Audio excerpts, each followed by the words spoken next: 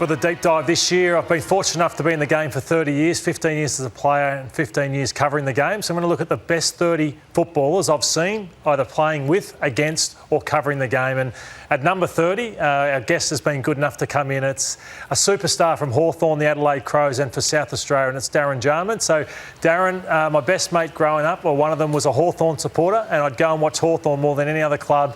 And I fell in love with you and the football that you played and the way you deliver the ball to Jason Dunstall. So, Darren, firstly, thanks for joining us on the Sunday Footy Show, and how are you going?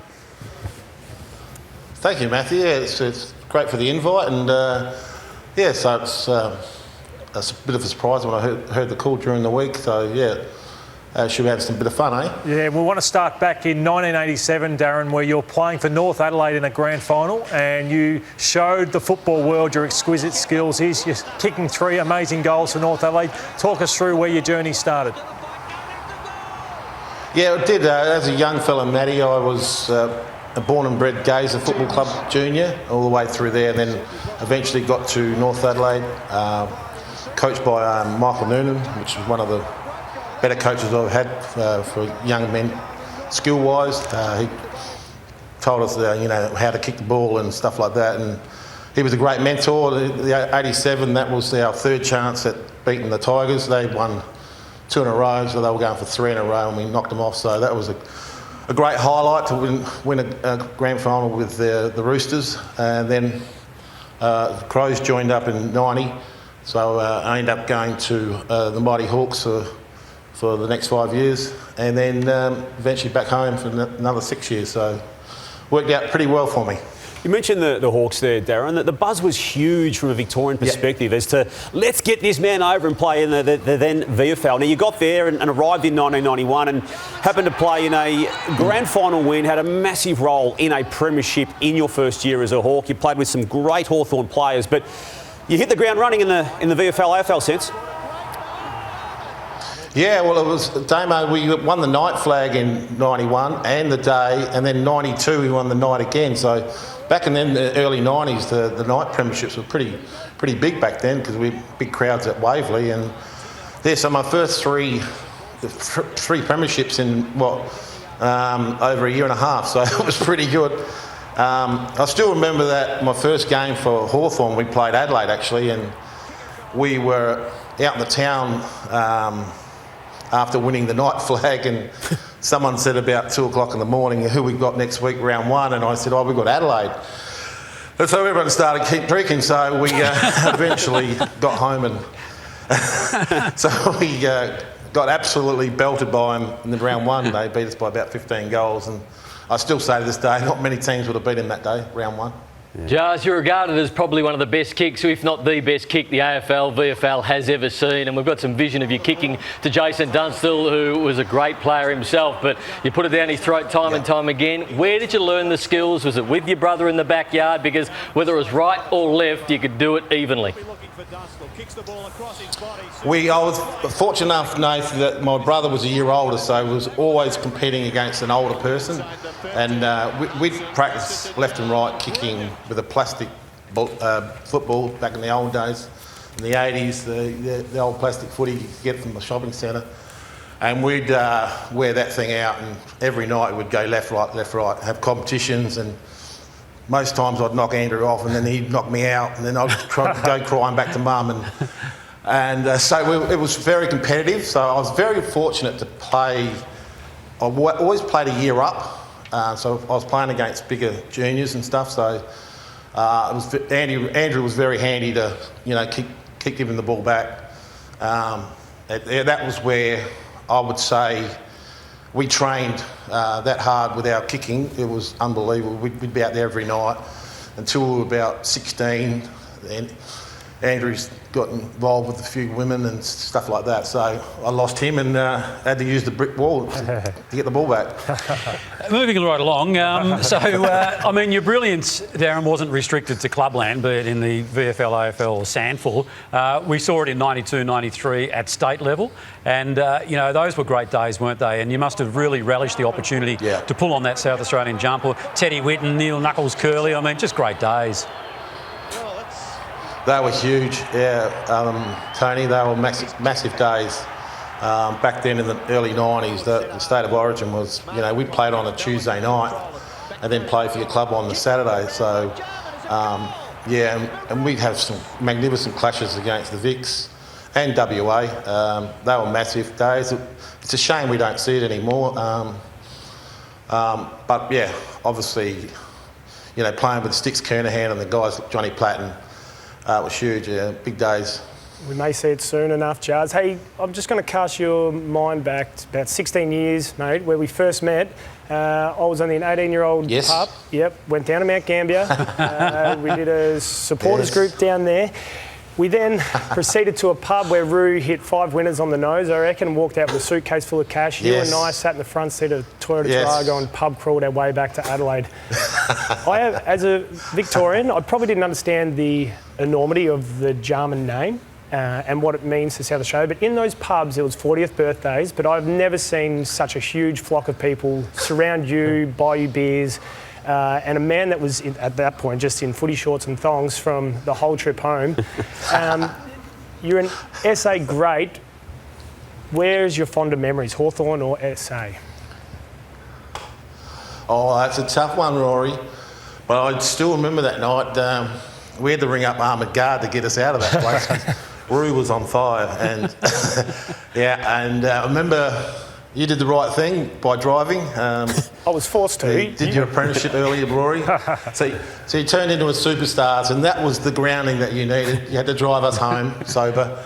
So that was a great time to meet you. The first time, you did right. The first time I met you, it was a privilege to get to know, and how you played your football was always 100%. It was just a wonderful time at the time,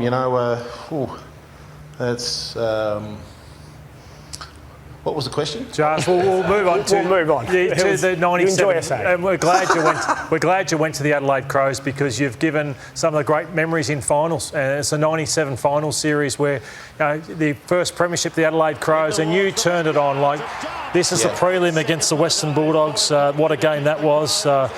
Beat the Dogs by 3 points, and in the grand final you kicked 8 goals in the last quarter, and you kicked 5 of them in the last quarter. Talk us through that series for you. Yeah, that was huge, and Rory's question with the Hawks, so I loved my time there. It was just a family decision to come back. But yeah, with the Crows, that you just mentioned the prelim, that was an amazing game. I think we were about 30 odd points down at half time, and we went into the half time, and Lloydy wasn't happy, but he didn't say too much. He was pretty relaxed, but he had one word on the board, and that was attack. Keep attacking. So we did that. That was an amazing game, that one. I remember getting cleaned up in the second quarter, and I was knocked out a bit. Got cleaned up by a player from the Dogs. So I had 2 trainers holding me up in the second quarter, and I said, take me off. And they said, and then the runner come out and said, Lloyd, he said, go to full forward. I said, what? I said, which way is that? And so they pointed me in the right direction. And so I reckon, I put us in front with a couple of minutes to go, and I still couldn't remember doing that. It was, today I reckon I would have been rubbed out for the grand final. So pretty lucky we got through that. Well, you provided some all-time great AFL moments there, Darren, both in that prelim final and the grand final of that year, and then you backed it up again. It sometimes gets lost what you personally did again the next year in the grand final again against North Melbourne this time. Obviously I think they'd won about 13 or 14 in a row, and Duck was on fire, and such a great footy club, well coached, and we knew it was going to be tough, and once again it was just Malcolm's calmness to keep attacking. He just said keep kicking goals, and we were lucky that North had a bad day goal kicking wise. I think they kicked 20 odd points, so as we say, bad kicking's bad football. Yeah. So we got away with that one, and it was pretty good for me, because for 10 years I'd played North Melbourne, and I always get Johnny Blakey tagging me, and one game we played here at Footy Park, he had 3 possessions and I had 2, and he was second best on ground with 3 possessions. So I owed him one, and I got him in '98. So that was a great moment. That's great. Now, before I hand you back to Lloyd, Yeah. did you? I lived in Box Hill for a while. Did you used to work for the council in Box Hill? Yes. I was standing outside my house one day, and I saw this guy on a ride-on lawnmower on the road, and I'm like, Yes. "Is that Darren Jarman?" was me. Yep. Well, back in them days, TJ, you had to work. So we'd work all day and then go play, train and then play. Obviously, that was the early '90s. We had to keep working, and that was the way it was. It didn't go pro until about, I reckon, '97ish when the power come in. He started to get a bit full time, but yeah, back then that would have been me, and I would have been hiding somewhere because that lawnmower had a beautiful air conditioner in it. So I'd put me little bets on at the races, sit there and listen to the races. Yeah, we could talk to you for so hours. I apologise to the council. Yeah, we could talk to you for hours. It's been so good. As I said, I could watch your highlights for hours.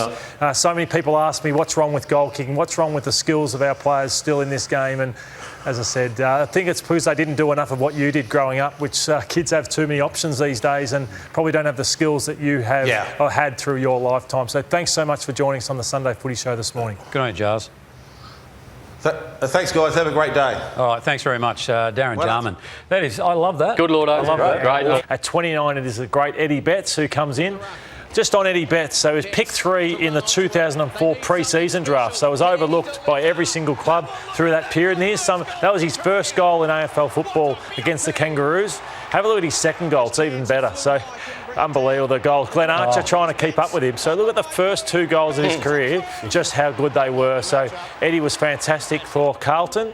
And I think it must have been a contract offer that he didn't like that got him to the Adelaide Crows, and he was equally a wonderful player. But the highlights we're going to watch today are amazing. Eddie, he brings people through the gates. He still does in the way he commentates the game. He brings a smile to your face, Rory. So there's his Carlton highlights, but I'm interested to hear from you of what you saw once he joined the Adelaide Crows. Well, I'm so glad he had a poor contract offer from Carlton because we certainly loved having him. He's been one of the biggest personalities we've had, I think, come through our doors. For Eddie, football is fun. It was his mantra, and when he had fun, you kicked those sort of goals. I can't believe you scrapped the Adelaide goals because it was 4 goals of the year, I reckon, that he may have won at Adelaide, and no prizes back then, which always bugged Eddie because he should have had 4 cars technically. We'll get to the Adelaide ones in a minute. This is his first goal of the year, way back in 2006. Simon Prestigiacomo and also Tarkin Lockyer there in that passage of play. Who was that? Simon Prestigiacomo. And this is the 2015 goal of the year.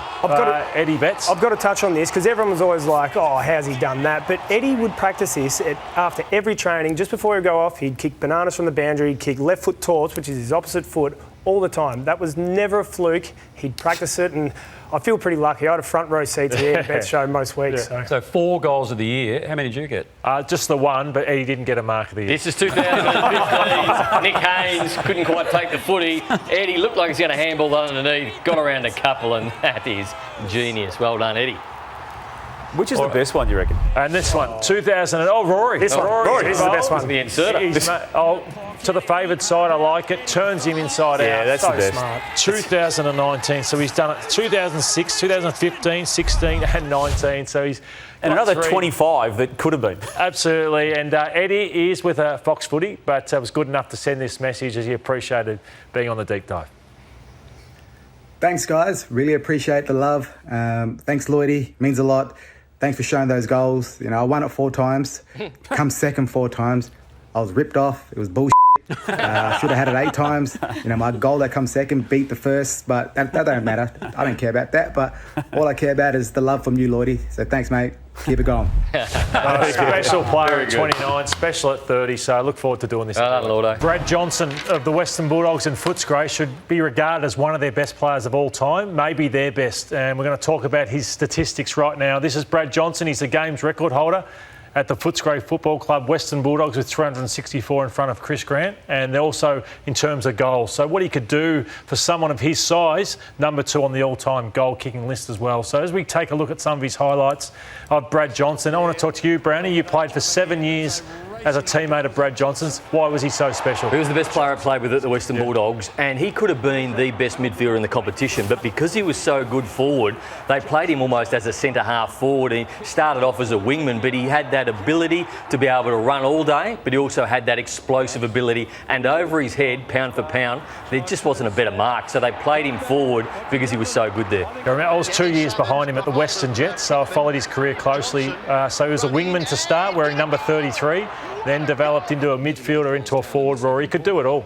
Well, I think that's what makes the best players. Yeah. Sometimes you need that apprenticeship in a different role, like a wing that, I mean, you can spread harder, you can get back and help the defence to give you that all-round package when you do come in the midfield.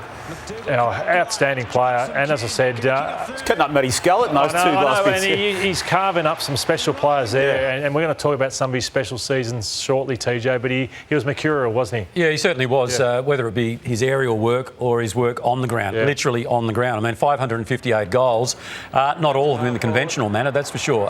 He could do it just about all, and had he not been an AFL star, he might have been a Socceroo, because he was pretty handy, and to see stuff like that, I mean, that's not pot luck. That's almost like pinpoint accuracy and premeditated, isn't it?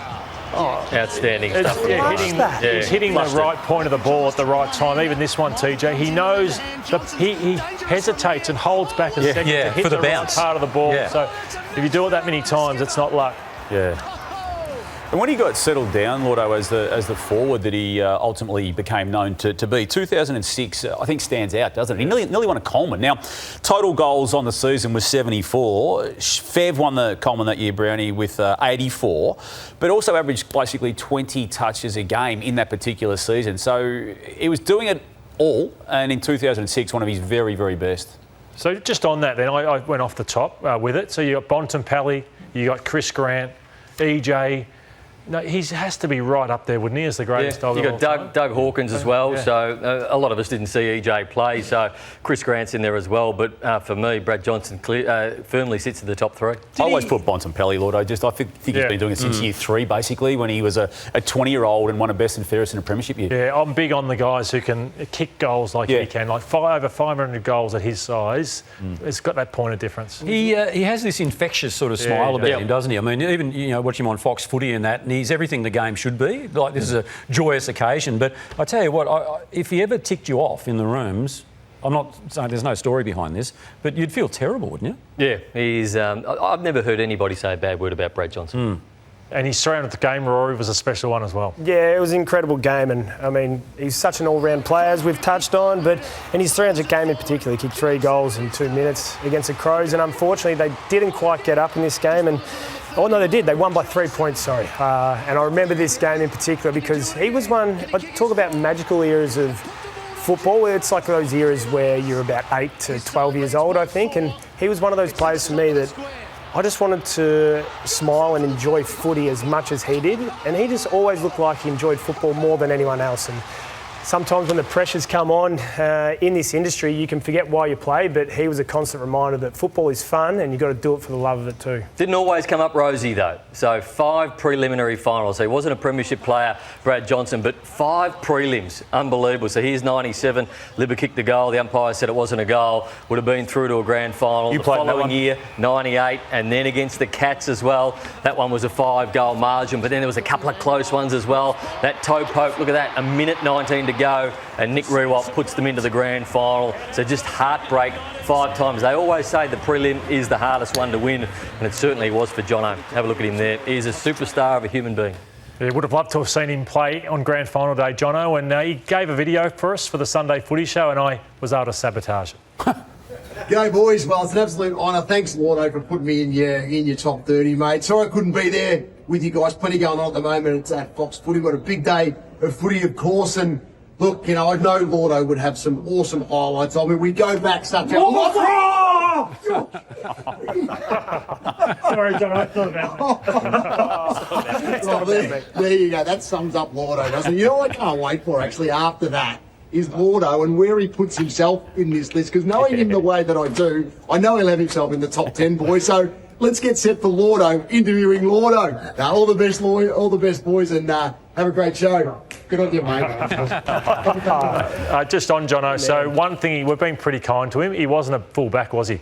because the way he sat back and let Moorcroft take this big game back, I let him know about that the other night. Dustin Fletcher, my former teammate, what a player he was, one of the best blokes you'll ever meet in your time. And this is him playing for Essendon Grammar in his first season as an AFL footballer under his father, Ken Fletcher. So I did this story. And it was controversial, sort of at the time, that he chose to play for his school, didn't he, over Absolutely. There's his dad there coaching, and it was huge. He was going to be the next big thing, and he was pretty bloody good. But yeah, he chose school over club, and I don't know how it went down with Sheeds. Yeah, so that was, I think, round 1 of the season, and now this is round 2 where he played his first ever game. So on Stephen Kernahan, he debuted in a drawn game, Amo. Extraordinary, isn't it? Yeah, it is. To think he can go from school footy to playing against one of the all-time greats at the MCG in a season which, as we know, Lloydo, ended up in a premiership win. And he played his first game in the ruck, so that was something that was spoken about a lot. Sheeds thought he potentially could have been a ruckman, Rory, before he settled himself as a backman. But I just want to go on to what he did, and why I admire him most is that the players he played on. So in this era, like, they were the great players of all time, and that's what I miss about the game now, is that you could turn up, it's going to be Fletcher v Silvani, then it was Fletcher v Ablett, and he played on Modra and Carey and all these players week after week after week, like Djakovic. Lynch. The list went on. How would have he gone on you? Well, I played on him a lot at training, and you're going to get to something soon. His pace worried me so much that I'd try and take him higher up the ground. So how was he such a good player of all these years? Was it his training? Because he clearly didn't spend much time in the gym, but he was a freak. He was quick and he just got to absolutely everything. Well, I'll tell a funny story. He didn't love training, Fletch, and so we got a new fitness boss. His name was Stewie Cormack from the West Coast Eagles, and we felt like we were playing a quarter while doing our warm-up. Like, the warm-up was too big, so he'd have us do about 20 sprints in the MCG dugout. Fletch would do the first sprint, duck to a left, sit in the toilet cubicle for about 15 minutes, wait till the warm-up was over, and then just go out and play the game. So he just did things his way, but his reading of the play and his speed is what made him special, and one of the best kicks, Rory, of someone that size that I've ever seen. Well, he knew how to send him from downtown too, didn't he? He could kick a spiral, or if he was in kicking out from a couple of kick-outs, he'd send him long down the middle. But he was good, and he'd go after these marks, and just a special talent. But in that era of that baby bomber era, Mercedes McCurry, under the leadership of Tim Watson too at that time, he was one of the best coming through. Lloyd, he also won the best and fairest in your premiership year of 2000, so it was a great year. He only lost one game to the Western Bulldogs, but all year he was just the best defender in the competition, and things like this. Have a look at that rundown of Jeff Garlett. So 2000, best and fairest winner in a premiership year. Well, that's what I want to talk about, his pace. It is extraordinary. I mean, those giant praying mantis-like legs, he put them to full effect. And you were saying, Lordo, off air, over 20 metres. Yeah, so that's the test that, say, kids in the comments. This is him. He used to have some quirky reports. He could find himself at the match review office, couldn't he, Lordo, on the tribunal? A lot of trips and a lot of gangly arms and legs and tough feet. When they're 2 metres long, your legs. Inspector Gadget Man, Dustin Fletcher. So he'd just do things that try and hold them up. But just on your question, TJ, so kids this one was brutal at the time. I remember that was a big story. Got about 4 weeks for that one. Dustin Fletcher, that's an errant elbow there, the big Lankster, we call him.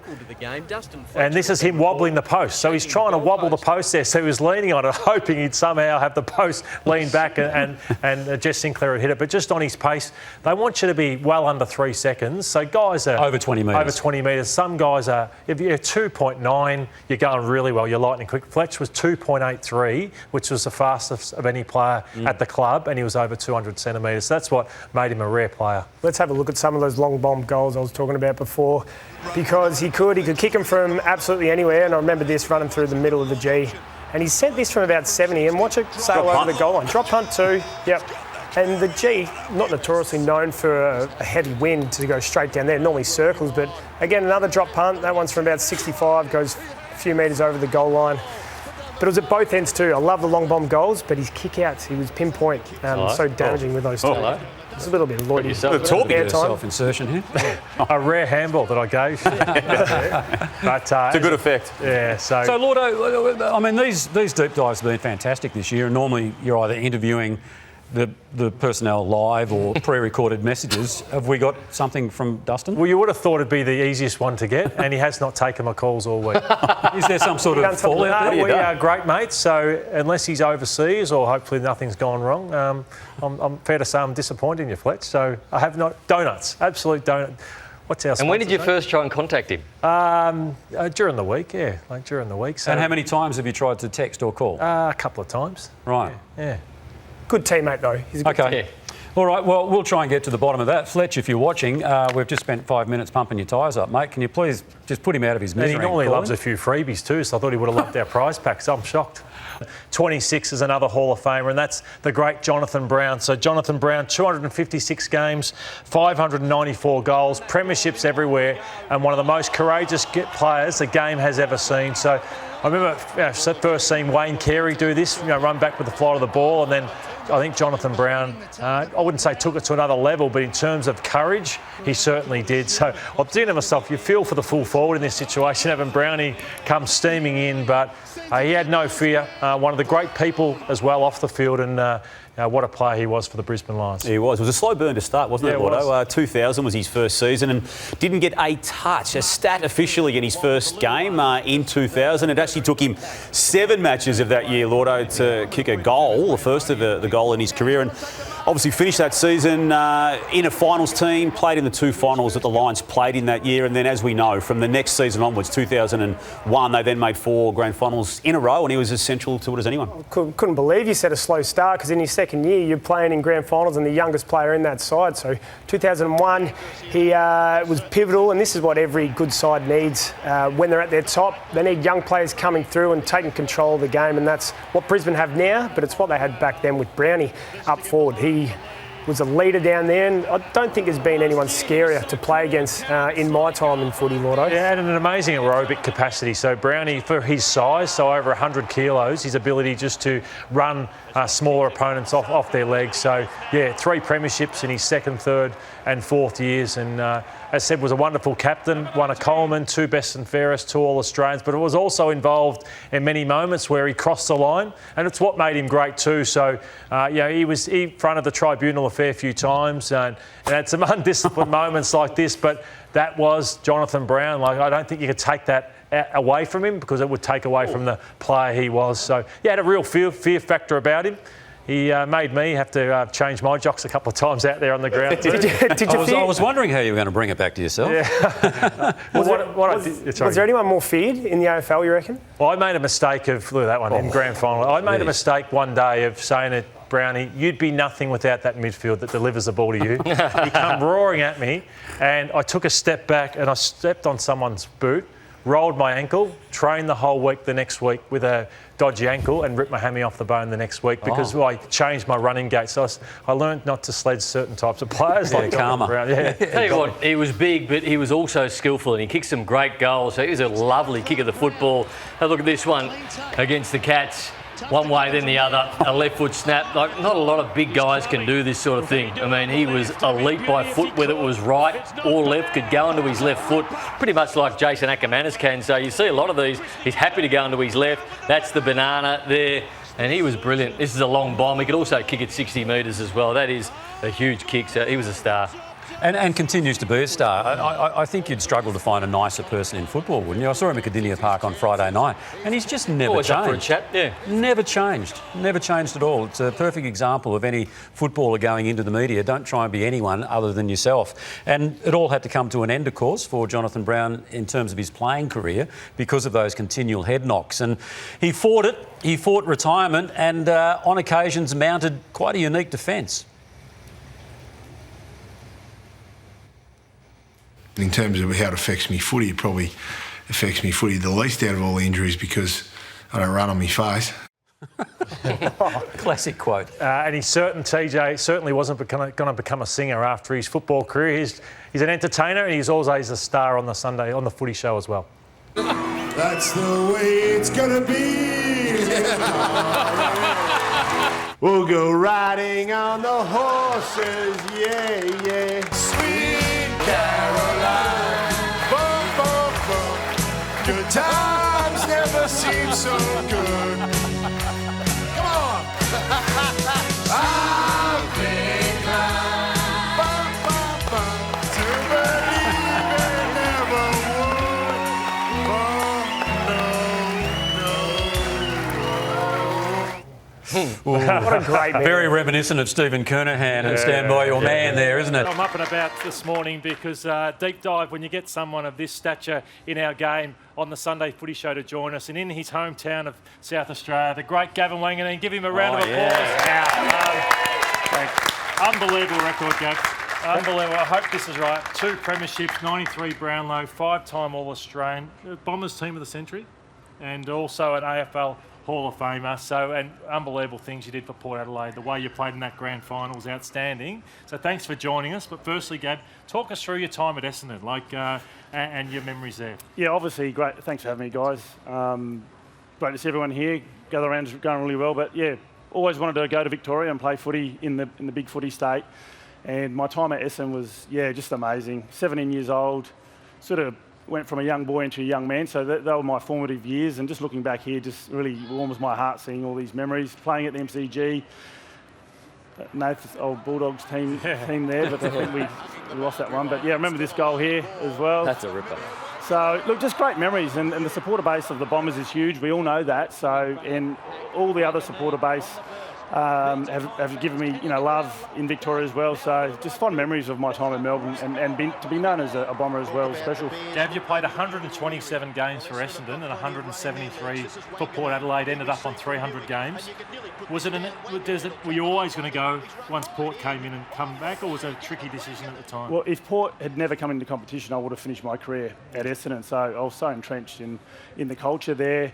But just that pull to come back home and be home and play in your own state was the thing. And I had great success at Essendon as well. If I didn't have that success, I never would have gone.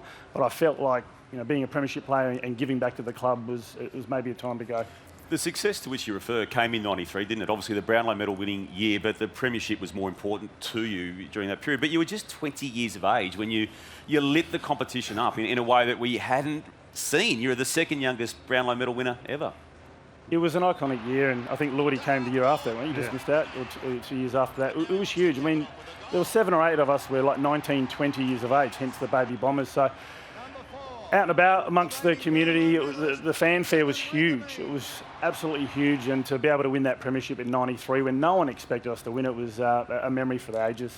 I want to take you through a piece of footage, mate, because it's one I've looked at over the years, and you set a great example with your gut-running ability. But have a look at this footage. It started back in the goal square. I'm sure you remember this play. I sure do. I'm still disappointed about this. I hate myself. I really do. I think about it nearly every week since this happened. But look at your ability just to run. This is what I love the most. And as a young kid growing up, you look at these players who just have that ability just to put the foot down and put the burners on. And it's incredible. Well, the lactic, I actually thought I was going to kick this with ease. But the lactic had built up, so I didn't have power in the kick, so I should have drilled it. And we're the greatest goal of all time. It was about the process of going that way for me. I love it. It still hurts all those years later, doesn't it? You played back pocket under Sheets. Yep. So where would you play? You would never have played back pocket. Never played back pocket my whole entire career. It was always forward, mid. And in the early parts of 93, I was getting beaten up by some of the bigger, stronger, half-backs of the time. A bit stronger, the competition back in those days. So she said to the runner, go and tell Wangers, just go on the back line, free him up. And I said, well, I've never really played here before, to the runner. And he said, just stick on that player there, and if the ball comes near you, just beat him one-on-one. So, that's easy to do. So, ball came near me and my opponent, one-on-one, I get it, and I ran the opposite way. And just took a few bounces and just played with that freedom, which was really good. Punch and run. Back pocket, and you were so skillful, and from that, the courageous mark. So skillful, you could run, but there was courageous mark. So we're going to go through a couple of them there. Just going, that's just a great mark. Not so much courageous, but there was a few you're running back with a flight. Have a look at these from the side. You bang your head, just running in from the side with Barry Stoneham there. So you just had no fear in the air. When you're young, did you have fear, but you just went anyway? I just went anyway. No, I didn't really have fear. I think from 18 to probably 22, I think we all have that. We feel invincible as young fellas, so I just went for everything. I didn't really care about it too much, but you had to get a bit wiser as you got older, especially in your mid-20s, because you can't do that for your whole career. Now, Gav, I want to take you back. I don't know whether you remember, you'd only been at Essendon for a year, maybe 2 at the most, and Lou Richards and myself came out and did a story. I think you were working at the CES office, perhaps? Yeah, I was. Yes, So, anyway, have a listen to this. I want you with the power. No, okay. I'm not entirely sure what that is. But so do we actually have the story that we discussed before the show? Okay, here we go. For someone as quiet and shy as Gavin Wanganeen, he's certainly exploded onto the AFL scene. It's like watching Tim Watson all over again. A youngster away from home with a wealth of talent and a future as big as the MCG. He's got as much talent as any kid I've seen. The Bombers have a lot of faith in Wanganeen, but Wanganeen's faith is with God. I just, I've got a friend in my corner, and that's the Lord Jesus, and I just know, He's with me, So you ask Him to help you throughout the match? Obviously. Would you do that, say you're having a bad trot at half-time? Would you ask Him for help at the half-time, for the second half? Oh, well, before the game, I ask Him for a bit of help in that, yeah. Well, He's certainly helping you, isn't He? Yeah, He is. He's a good fellow to have on your side. Oh, for sure. I'm quite sure Kevin Sheedy would have preferred to ease Wanganeen into the senior ranks. But because of a long list of injuries, the 17-year-old's initiation came quicker than expected. So there you go. Yeah. That was the story, part of it with Luke. Well, I must tell you, early, obviously grew up with a Christian background, and for my whole AFL career, before every game, I did say a little prayer and ask for a bit of help. So all 300 games. And very probing from Luke. Yeah, if you're not going too well at half-time, you asked for a bit of help. So all 300 games, you spoke to him? Always had a little, just a little, it was just a bit of a routine for me, and coming from, from a Christian family growing up, I sort of, took that with me and it helped me. Did that help alleviate a bit of stress coming into a game and knowing you've done everything you possibly can? Yeah, I think so. We all have some players like to put the old earphones in and listen to a bit of, Iron Maiden or something like that. But we all got our own little rituals, and that was something that worked for me. Shout out to the Reverend Alan Dunn. Alan Dunn, our Reverend at the Essendon Footy Club. Yeah, he was just an amazing man. And Gav, let's go to Port Adelaide and your days there. And how tough was it in the early years where you're up against it? Yeah, look, we were a bunch of kids really. We didn't get too many experienced players coming over, and I think we won 10 and a half games in our first year. Maybe missed out a percentage or a half a game. So look, it was hard for the boys to sort of get stronger physically. But once we sort of got a bit of our mojo going, we had a great culture behind the captain. Yeah, for the first 4 years. How'd you find that? Yeah, it was. I'm used to playing under, the likes of, Bomber Thompson and the other elder players at Essendon, so it was new for me. But I just want to lead by example. I put my head over the footy, I attacked it as hard as I could, and expected guys to follow that way. So I was a young captain, but look, it did fast track originally, fast. Then obviously the journey was to get to a premiership, and 04 came around pretty fast. After dominating the 3 or 4 years where we'd finished on top, but Brisbane, the great conquering Brisbane Lions, beat us in each of those finals. But we got one. Thank goodness we got one premiership at 04. Well, let's go there. 2004. You played a great game in the prelim final to get the team through to the game, and then from late in the third quarter of this particular match through to the final, and you managed to kick 4 goals to again impact a premiership result. Yeah, look, I was 31 years of age, so 10, 11 years later, you don't think you're going to play in another premiership. You think, if you're playing one early in your career, you're a good chance of playing in, another 1 or 2. So I thought I was done and dusted after missing, 2001, 2 and 3. I just never thought I'd play in a premiership again. So I was so nervous on this day. But to be able to, kick 4 in just under 10 minutes was pretty special. And the last 2 of the prelim final to get the team into it is probably even more important to some degree. Yeah, well, they say the prelims are pretty special games, and just probably as equally as important. You wouldn't get into the final. So the Saints were on fire that game. Big Fraser Garrett kicked 100. That cost St Kilda. I was a Saints fan. That cost them big time. It stunted their momentum, and you guys came storming home. Yeah, it probably did. Fair to say they were the better team on the night, and I was just so rapt about it. Kick the last 2 goals of the game to put us in front. Hey Gav, we've been nice to you so far on this panel, but that's where it's about to end. It was the first game in the year 2000, the first game at Dockland Stadium, and you've just hit me with an absolute cheap shot there. I was on 7 goals halfway through the third quarter. I'm set for a 12-13er. You were. And you fractured my cheekbone. Did I really? Yes, you did. I actually did not know that, but I'm really sorry. I'm really sorry. Oh, that's beautiful. I told you there was love on this show today, and that is true love. It gives me great pleasure today to have a guest on again. We had Gavin Wanganeen last week, and we have the great Jason Ackermanis join us this morning on the Sunday Footy Show. But firstly, Jason, I want to go through your record first because it's an outstanding record, Jace, and there it is, 325 games, 421 goals, 3 premierships, the Brownlow medalist in 2001 for All Australians. And I think it's sad, Jace, that sometimes people forget about what a phenomenal player you were. So firstly, thanks for joining us this morning on the Sunday Footy Show. From space. Oh, from space, yeah. I just got in. I'm about to take off, fellas. I'm using my wife's great headset as she does for work. These are great.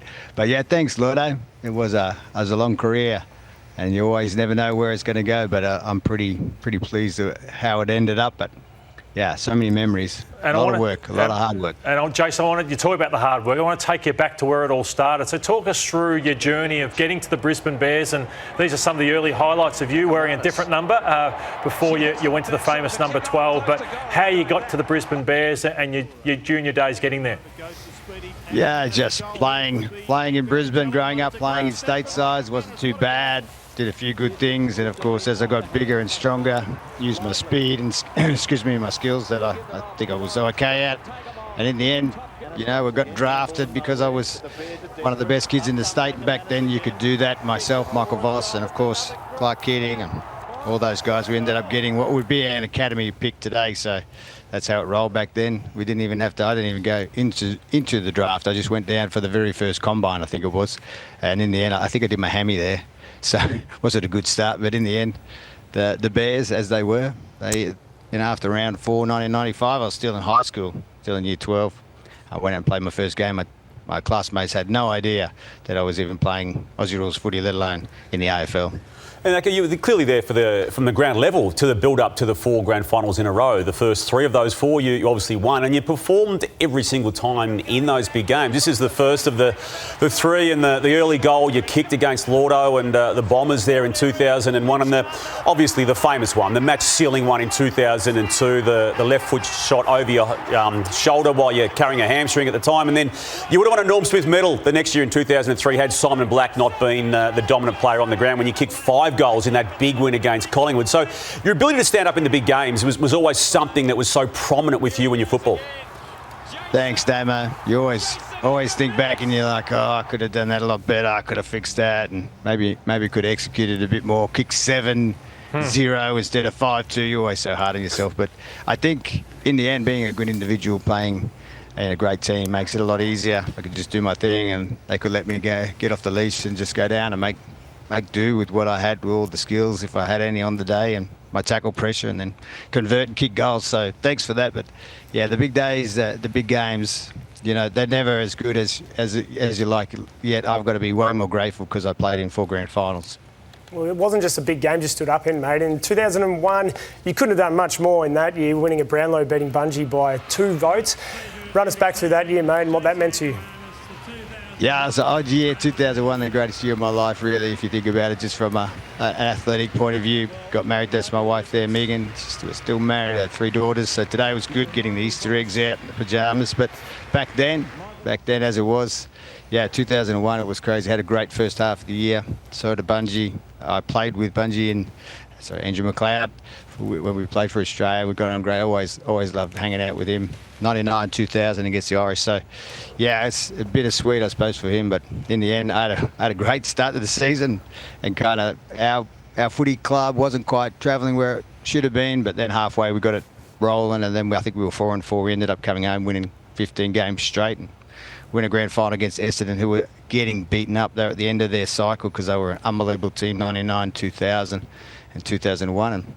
And we had some momentum and had some good players playing well, and everything went our way in the end, and we got down there and had a great win on the day. So 2001, become a Brownlow medalist, premiership player, got married all in 3 weeks. So I'll take that. That's not a bad year. And Jace, we had Darren Jarman as our first guest on this, and we just showed his foot skills. And you on the left foot, so you're as good. I can't even say what foot does he kick with, and that's just a true compliment to you. So again, the work you did to be as good as you were on your non-preferred, because we're showing some of the great non-preferred goals you'll ever see. 60. Yeah, that one of my favourites. That one. This one here is against the Bulldogs in 2004. I think it went 60, 65. Just good connection. 70 over the fence. 70. It's probably 80 next year. This one's goal of the year, Jace, as well. Goal of the year. I was the only one that touched it. Good fake there on Hickmott. In the end, I'm right over the boundary. I'm like, I better dob this, dob that. There's 10 grand. I thought, 10 grand? That's back in the day. That was 10 grand up to like 2 years ago. Jeez, the AFL are tight. Well, let's keep pumping you up. We'll go back to 2005. You played against the Cats. You had 30 disposals. You kicked 5 goals. Was in the wet, but 2 unbelievable miracle goals. Talk us through them. Yeah, 35 possessions. The game of games. Thanks, Brownie. That one was late in the third quarter. I sort of had gone off for a rest, didn't like it.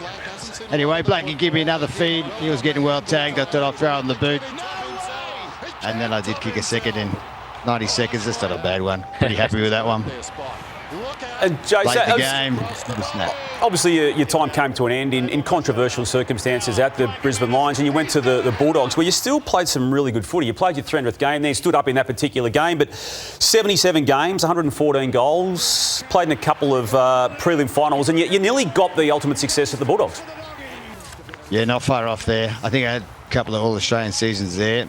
Unfortunately, for whatever reason, they didn't quite think I was good enough, but I had some great footy down there the last 4 years, considering I was leading goal kicker in 2009, and then Barry Hall came, completely derailed my career. Thanks, Baz. But yeah, I mean, what else can you say about? I even forgot your question, Damo. It was a good question. You still played good footy late, is what I was trying to say. I played for good. I did. I loved. I had high standards, but then I think I like to show up, make sure I did the job, and train pretty hard. It doesn't always go your way, but down there, for good and bad, it was great to be down there for those 4 years, just to get that extra bit in my career where you think you're 30 plus and ended up retiring at 33. And I look back and I think 16 years at the top level, I'll take that, and for what it's worth, blonde hair and all, handstands to carry on. What more do you want? You just want to love playing, be an athlete, and I think I did that. And it even made, Lloydy's, what am I, number 24? Great number 24. Yeah, 24th of all time. So thanks, Lloydy. Lloyd, I was going to get to the handstands in a moment, but can I ask you, Damo touched on it, your departure from Brisbane, he said, was somewhat controversial. Is that who cares? Sorry? Who cares? It's so long ago. I mean, I see Lee all the time now. We get on great. In the end, it was me and probably my ADHD brain just needing to, do whatever. I just wasn't happy at the time, and I was carrying on like a petulant kid, I think I was.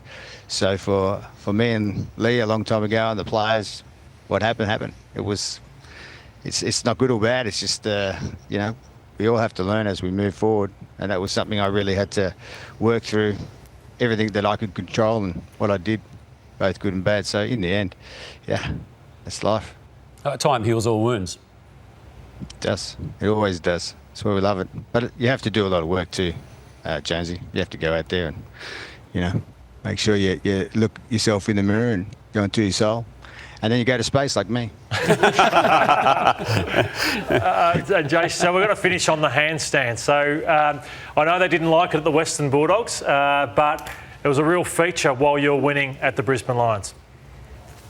Yeah, it's sort of an accident of the universe, I reckon, that one. I mean, that just started in 99 after Ronnie Burns, who I played with in Australia against Ireland as well. We always got on great, and I thought, well, after that game when I played on Ronnie, I should do something special. In the end, he did the cartwheel the week before, and I did a cartwheel, and then the following week I was too tired to do a cartwheel.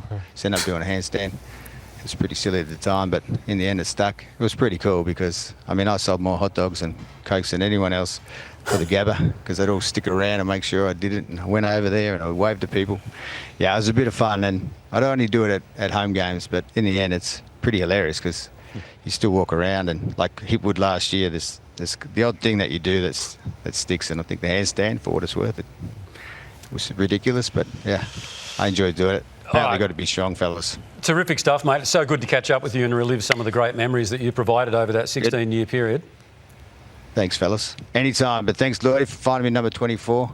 Probably the greatest kick of all time, left, right foot. Maybe you could just put me a bit lower next time. But good luck. I want to see who's number one.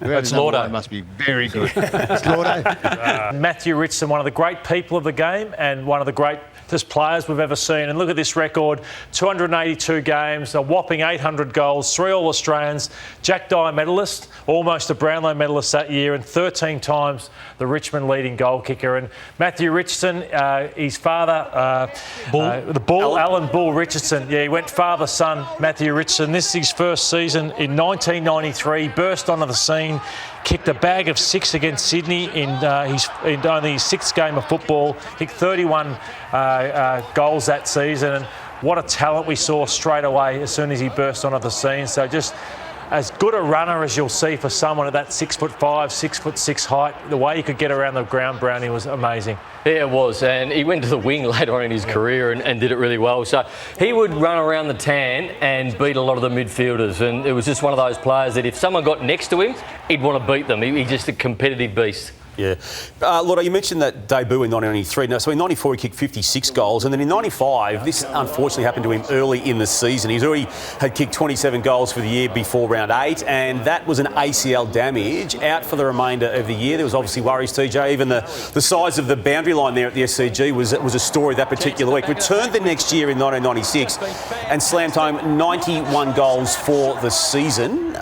Regularly kicked bags of goals, and on 3 other occasions kicked 60s on a season return, a couple of 50s as well, but could do it either side of the body when he needed to. But to respond after that ACL, Lloydo, was another part of a famous story. Well, he's spoken about that ACL and how that shaped, I reckon, his career afterwards and how he got to develop, and it made him stronger and it made him just a better footballer in general. So unbelievable what you can do with the right attitude with the ACL. Before we lead into the goals, obviously, that you're going to look at, the marks, like Buddy Franklin, just someone that big. It was amazing how good he was below his knees, in the air. He could do it all, couldn't he? Absolutely. And you've seen a couple of guys, we was talking about Sam Darcy when we likened the injury to the ACL, but Riley Philthorpe, there's guys now that are probably moulding their games, not off him, but looking at guys like that were so good at all facets of the game. So his big marks, Rory, talk us through some of that. Yeah, well, he took 2,270 marks across his career, which keeps him at 4th of all time, which is unbelievable. Twice he took 21 marks in a game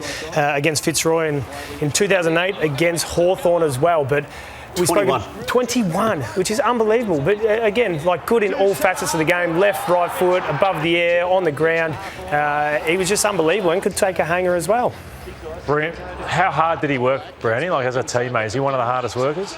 It wasn't any harder. There wasn't a harder worker at the football club when it came to running and covering the ground. He was just an unbelievable 6'6", and he could run like a midfielder, but had the heart to do it when other players couldn't do it or chose not to do it. And he made you smile, Richo, when you watched him play, because not everything was perfect, and some of these goals just sum up Richo at times. So Mark's dropped there. Look at him. Goes to take a bounce, loses the ball, Richo, but then is able to pick the ball up and kick a goal like that. And then this one, they were showing the bounce again. But he was good enough and mobile enough to get back on. Strong enough. And this one was amazing. He's actually kicked the ball. He's fallen over, and then he's able to kick that ball out of Troy Luff's hands. Luffy would be watching. Come on, Luffy. He's able to, we see a replay here. What's this? Richo just gets the ball. Luffy thinks he's got it, and Richo just taps it out of his hand. So he's a miracle man, Richo. One of his great individual performances came in 2004, where he kicked 10 goals against the Western Bulldogs, round 8, and he destroyed the Dogs this day. It was just an absolute masterclass. That's his best mate, Ben Harrison, that he started on there. They grew up together, and he was just unstoppable this day. I think they had about 4 or 5 different opponents on him, but it was just one of those days where the ball was going his way, and he kicked a big bag of 10, and it was a close game, as you can see right here. We're only up by 2 points at this stage, and it was the Matthew Richardson show. He kicked 10, he got 3 in the Brownlow quite comfortably this day. I had 30 and kicked 3 and got the 2, but, you know, it's not about me. It's all about Richo this day. So he'll kick a left foot snap here for his 10th, which is, and I'm putting my hands up for the handball there, but, you know, well done, Richo. All right, made it all about yourself there, Nath. So 4 years after that, he was in the Brownlow votes again in a big way, because even though he played predominantly on the wing, he came, he's only 2 votes shy try of Adam Goods in this particular Brownlow. So it was an extraordinary effort there from him. He eventually came third, I think, didn't he? That's what he played on the wing. He played on the wing all season. But I will say that I've always said that Dermot Brereton's probably one of the nicest people, if not the nicest person I've met in football. But this guy runs a very, very close second. Because and he was ruthless on the field too. Like he wore his heart on his sleeve. Yeah, it was great. Yeah. Just in terms of treating everyone as an equal. You're spot on, TJ. You wouldn't meet a better bloke in football. And unfortunate for Cooney there, I think the whole room wanted Richo to win because he's so popular. And Richo was good enough to send us a message this morning. Oh, Lordo, Richo here. Hey, mate, I just got news that you've included me in your top 30 players in your time playing. And I have been watching the segment and I actually wasn't holding my breath that I was going to get in the top 30 because I know you're absolutely filthy that I've kicked the most goals at the MCG and not you. I think I've got you by 2 or 3. We're both retired, so let's be honest, you can't catch me. So it's a great surprise. I'm very, very honoured, mate. And it just shows what a man you are. Really good of you, mate. I really appreciate it. Cheers, mate. Richo, I didn't want to show it, but I have to. Damo, over to you. Well, as you can see, he only got you by 3, Lordo. But, it's a record that I don't think is going to be got near, is it? I mean, look at the names that are beneath him on that list. They're all superstars themselves and they've all retired. I don't think it's going to get near it. Amazingly, we've got a current day player in the best 30 players I've seen in the last 30 years, and he was unbelievable last night. It's Patrick Dangerfield. What about this record? 345 games. He's roaring towards 400 the way he's playing. A premiership player, Brownlow medalist, 8 All-Australians and 4 best and fairest so far, and he's playing a different way for his club right now. But we'll go back to 2009. His first game I played in this game was against the Bombers. Look at the size of him. He was still a schoolboy and he was based in Melbourne still, in Geelong, and he would travel on weekends to go and play for the Adelaide Crows. So look at the size of him. So you can see the work that he has put in. Here he is, first kick, I think, first goal in AFL football. He had 9 disposals on the day and a goal. It's amazing to see the work. Nathan Fyfe as a boy was skinny, a bit like Dangerfield, and you see the work he's put in to become the champion he's become. How'd you go in that game, Lordo? I was on the end of my career, Damo, so kicked 3. It was a fair insertion, wasn't it? You only raised it because you had 16 disposals and kicked 3 goals. That's an average game for me, though. As you highlighted, Lordo, it all started for Paddy with you there at the Crows. And 154 games were played as a Crow before he came across and won a Brownlow and continued his CV at the Cats. But it was from a very early stage of his career that he was doing things like this just to make everyone in the competition stand up and take notice of a guy who did, as we saw before, get drafted at pick number 10. 163 goals came with his 154 games. He was also a 3 times All-Australian even before he got to the Cats. Yeah, he was incredible. And that was Stephen Hill he ran off on, who was one of the quickest players in the comp. So Danger's been a contested ball for years, but then his outside run and carry is enormous too. Obviously, he finished up with us in 2015. We made a semi-final that year. Hey, Rory, can I ask you a question? Did you see it in Danger straight away when he got to the club? Like, did you go, this bloke's special, or it took a while? Nah, you knew he was special. He was doing things like we still see today. Like, he would dive on the bottom of packs, he would get up and be able to run off. I've never seen anyone have that ability to be able to stand up while there's 4 players on him and be able to burst out of a contested situation like that. How did he get down to pick number 10? I have no idea. The first year was incredible that he was still doing it from Melbourne. And this is his final year. So without knowing, we knew that Danger was going to leave at the end of the year. He never told anyone until after. But the way he conducted himself throughout this whole season, especially it was the year that Phil Walsh passed away, I have so much admiration for Danger and the way he handled leaving our footy club. So can you just take us through, the mechanics of him living in Melbourne and travelling to play? Like, how did that work and how long did that last for? No, it only lasted that year because he was still finishing school. He got drafted as a 17-year-old, so he thought it was important to be around his friends and family for that year and then come over and sink his teeth in. And who was he training with? Geelong Falcons, I think, and he'd come over every now and then to do some training, but it wasn't every week. It was sporadic. So.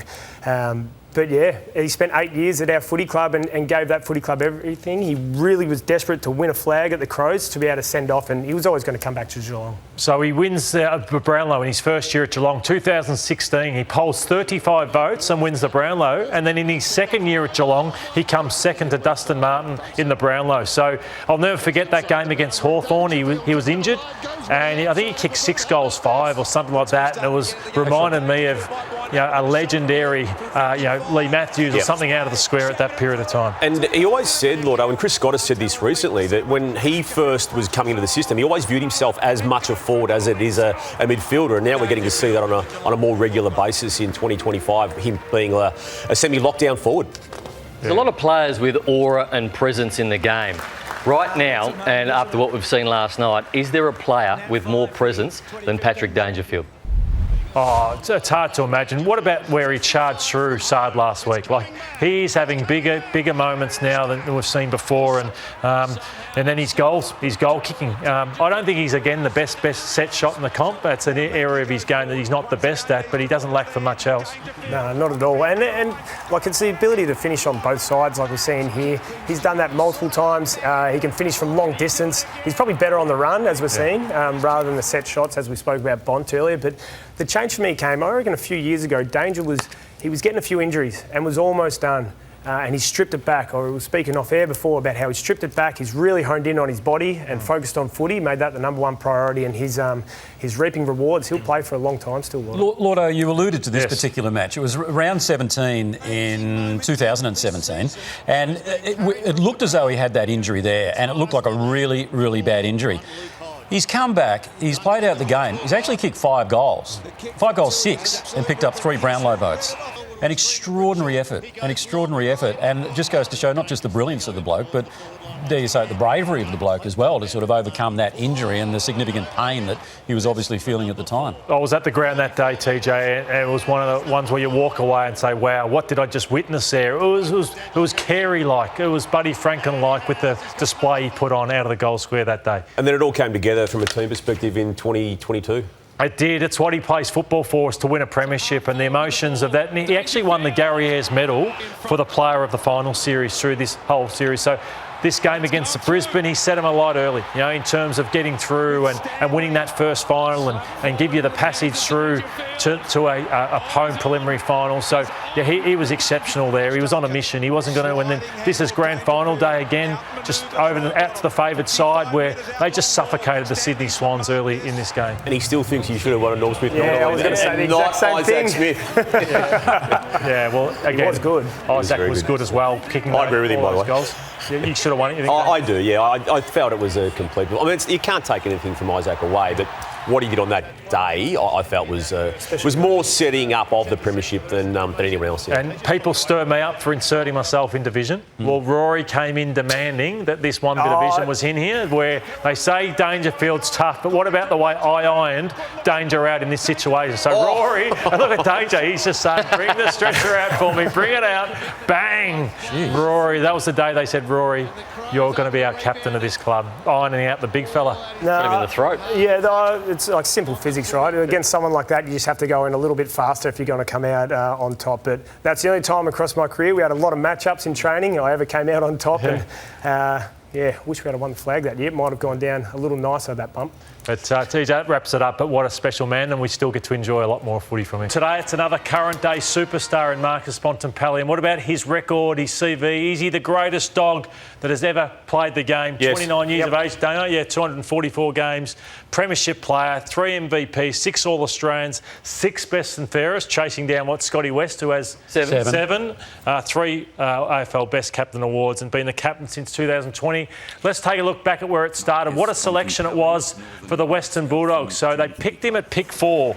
So Tom Boyd went at 1, Josh Kelly 2, Jack Billings 3, the Bont went at 4, Collar Jasny 5, Sharon Berg 6, Aish 7, Luke McDonald 8, Christian Salem 9 and Freeman 10. So it was a clear standout at pick 4. And he was a bolter in that draft year. He wasn't quite playing strong or tough enough. I think one club told him, you don't pressure, you don't do enough of the hard stuff. And then he kicked 10 goals in a school game, I think, a week later, and then bolted to... Was that for Marcelin? Marcelin, yes, it was. Then he hit the ground running from his very first season in 2014, put together what has become an all-time great career, and he impacted the scoreboard early. You're about to see a goal that was goal of the year, basically.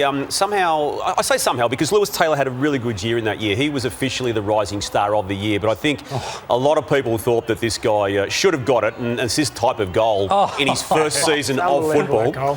He managed to play the 16 games and kick basically a goal a game on average in that first season. So he was already hitting scoreboards, and he's maintained that goals per game sort of ratio pretty much throughout his entire career, and has just always had big moments in big impact in big moments, as you can see in his very first season.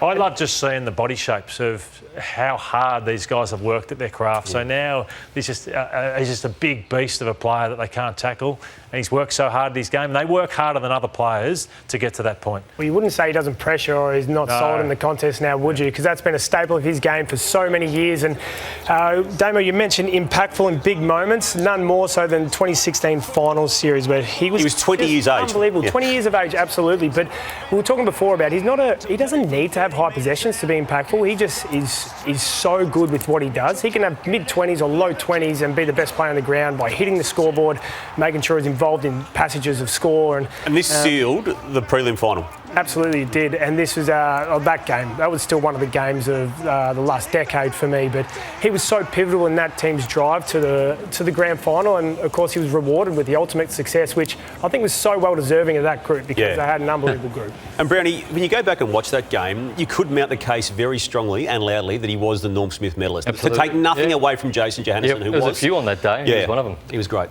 And he hasn't had much controversy, but the Giants, for whatever reason, have gone after him. And under Leon Cameron, this is an eye gouge here with Toby Green. So then he got Haynes, didn't he, Damo? The Giants hated that moment for whatever... I mean, for the reasons that are obvious, but they've always held it against him. And then Haynes took the coin toss the next game. And then this was in COVID. So they were even going after him where there's not one person in the stadium, but they were still going after Marcus Bontempelli. Where's the safe distancing? Yeah, so it was something that I think this rivalry was the number one rivalry at this point in time around Marcus Bontempelli. He didn't take a backward step either, did he, in all those? And there's just some of the highlights. You love watching him, and he's deceptively quick, Bontempelli. So he looks like he lopes, but I've never seen anyone drag him down from behind. He is, I'm not going to say lightning, but he's just got this smooth moving ability to not be tackled. And have a look at this one. This is what he does on a regular basis. 2, 3 on 1, and be able to move his body. And the fact that he did get sounded out at an early age for not putting pressure on Lloydo is outstanding, because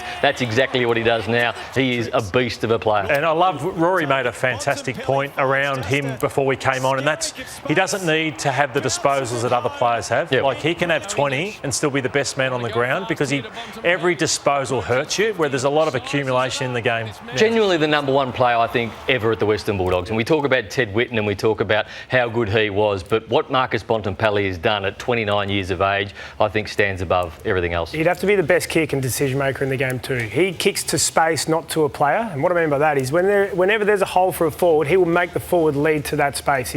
He's so well balanced in every aspect of the game. And if ever a player deserved to finish his career with a Brownlow, it's this bloke, because he's come so close on a couple of occasions. The first being in 2021, where he was runner-up to Ollie Wines. And look at the numbers of votes he's got. 33 to lose. Yeah. So he lost by 3 in the end. Then in 2023, he was second to Lachie Neale, losing by only 2 votes. So, you know, there's not a mortgage on Brownlows, right? But you would say that there are certain footballers in the game who've gone through their careers and haven't won Brownlows that probably deserve to. And I hope, well, it ain't over yet, but you would hope that we're not putting him in that category by career's end. It's going to be hard this year, isn't it? He missed the first 5 games with injury, as good as the last 4 matches he's played. We're going to a break, but he's out of contract. How many years can you see the Dogs give? Could he get a 5-year deal still, or was that too many at his age? I think he's worth every bit of the 5 years at 29. Great stuff, Lloydo. Bring on next week. Previous eras marvelled at Simon Madden and Polly Farmer before that. Now they've marvelled at Dean Cox and also Max Gawn currently. But Dean Cox is the feature of the top 30. He's ranked 20 in my greatest players I've seen over the last 30 years. Look at this record. From a rookie listed player, picked 28, he went on to play 290 games, 6 All-Australians, a premiership player, a Glendenning medalist, best and fairest winner, and a Hall of Fame member. And I love that. Pick 28 in a rookie draft. They take longer ruckman. Let's take a look at some of his early days playing for the West Coast Eagles, Dean Cox. Look at the players he's around there. Dean Kemp in that centre bounce, and he went on. It was Cousins, Kerr, Judd and Dean Cox. And Dean Cox, just the skills. Brownie's going to show some clips soon, but straight away you saw he was different to ruckman in the way he could use the footy and the way he could get around the ground. But we're going to hear from Juddy soon, a previous clip from Juddy, and that endurance wasn't a thing he always had, Brownie, but he worked extremely hard at it. And he ran, and his agility for a ruckman, I don't think we've seen anything like him. Maybe Jim Steins had the agility and he ran, but just the ability to pick the footy up from ground level and to do things like this. Like ruckman couldn't do that. Have a look at that. Wow, that is brilliant from Dean Cox, and then to kick it onto the left. So this was regular highlights for this man. Just no problems crossing the paint there from 45. So he revolutionised the modern ruckman at the moment. So seeing Tom de Koning and these guys running and carrying at the moment, but he was the first one. Have a look at that from 55. We all know the one in the grand final, but he was unstoppable at times. His skill level, both sides of the body, were just incredible, unmatched from any ruckman, right? Yeah, absolutely. Yeah, and he's the type of guy that changes the game. I think there was a lot of big lumbering ruckman types, but not Dean Cox. Like he was a nightmare for anyone else he was playing on. And we all love Juddy. He's got a humorous side, and here is Chris Judd talking about Dean Cox.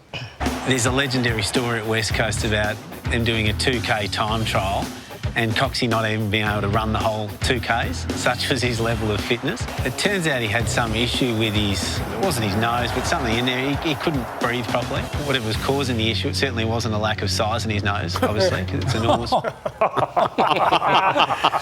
of a lot of size, a bit of a Dean Cox there. We just saw some great goals. He actually kicked 169 out of those 290 games, Lloyd. He also could take a hanger, couldn't he? He'd take a really, really big mark. He actually averaged 5.5 marks in the 290 matches he played, and some big marks in big moments, as we got to see here. And there's pretty much nothing he could not do, because while ruckman, Lloyd, they're meant to be presenting themselves in these moments, he genuinely took a pack mark. Spot on, Dane. Look at the blokes he's up against. Matthew Scarlett, and being able to drift forward, drift back. Moments like this, we're just getting in the way, and that's what I said Gawn does amazingly well. And we actually raised this topic there, Gawn v Dean Cox. It's a great chat around who is, but they've been the best two for a long, long time. Yeah, and he's big in big moments and in big games as well. And one of the best rivalries, I reckon, of that era was Sydney versus West Coast, but he played big grand finals. They lost this one here, the 2005 one, by 4 points. And Sydney hadn't won the flag since, I think, 1933. But he was huge in these games. One of the great goals, wasn't it? One of the great goals of all time. And there's a reason Juddy won the Norm Smith that day, not being in the winning side. And it's because he had such a great ruckman feeding him the ball the whole time. And what about this moment where he kicks it in? And we were talking about Dean Cox more if Leo Barry doesn't take that mark. But he got his glory the year after. He did, back-to-back. So he went back in 2006. He played well in 05 and Sydney won that one, but he led the way in 2006. So he had 34 hit-outs on this day. He had 20 disposals as a ruckman in a grand final. So, 20 disposals in a grand final is big for a midfielder, the Cox, the Cousins and those sort of types, but unbelievable. 20 touches, 34 hit-outs and a premiership star. To play 290 games from Perth and to travel every second week as a big fella like that and try and squeeze into an aeroplane, it's an unbelievable achievement. And something like, I know you guys haven't travelled much, but that's a long trip. They would have spent 4 to 5 days on the road every couple of weeks, and to do what he did is incredible. And now to do what he's doing, to become an AFL senior coach, full credit to him. And he's coaching today against Melbourne. He was good enough to send us this message this morning. G'day guys. Matthew, thank you very much for having me in your top 30. Number 20, I'm actually happy with that, playing number, but I look forward to seeing the top 10. No doubt you've got yourself in that, and it's thoroughly deserved, but one man's opinion I'm very proud of. Thanks very much, mate. Take care. Good on him. That's great. Yeah, he is a terrific fella, isn't he? The West Coast Eagles were must-watch through the mid-90s and early 2000s because of one man, Ben Cousins. He was Modra-like over there in Western Australia, and here's his statistics. 270 games, 217 goals. The 2005 Brownlow medal, he won the premiership, 6-time All-Australian, 4 times West Coast Club champion and a rising star, and we knew he was going to be a star from a very young age when he featured in a television commercial. It can get pretty tough out there sometimes, but that's footy. When you go to state league games, you'll be part of the action. You get to listen to the coaches at 3/4 time. And you could even win a brand new footy. But the best part is, you get to play around a little. Remember, kids under 16 are admitted free to all state league games every Saturday. Where would you rather be? At the footy. I've never seen that. No, Dubsy won under Luke Jackson, who helps me put this together. He had TV craft back then. Did. It all started for him in 1996 from an AFL perspective. He hit the ground running hard. He kicked 34 goals from the 20 matches that he played in that particular year and was the official rising star of the season. And you just knew straight away, didn't you? He just looked at home. I mean, he was of a smaller height, but he never ever played that way. And he'd already come in with a big rap and just absolutely validated the hype from the very early stages of what became an extraordinarily good career. Oh, just a powerful, explosive, hard runner, a goal kicker. And what about some of the names he was playing with, like Dean Kemp? But what a star some of these West Coast Eagles players were through that era. Well, and he got to feed off one of the best ruckmen in the time as well, Dean Cox. But, I mean, you mentioned some of his stats before that it's an unbelievable career, but his level of skill was incredible. Both sides of the body, worked harder than anyone and from the stories I've heard, worked harder than anyone that I've ever seen. But when he transformed into the number 9, it's a great number, he truly became a star of the competition, but it came off the back of his ability to work hard.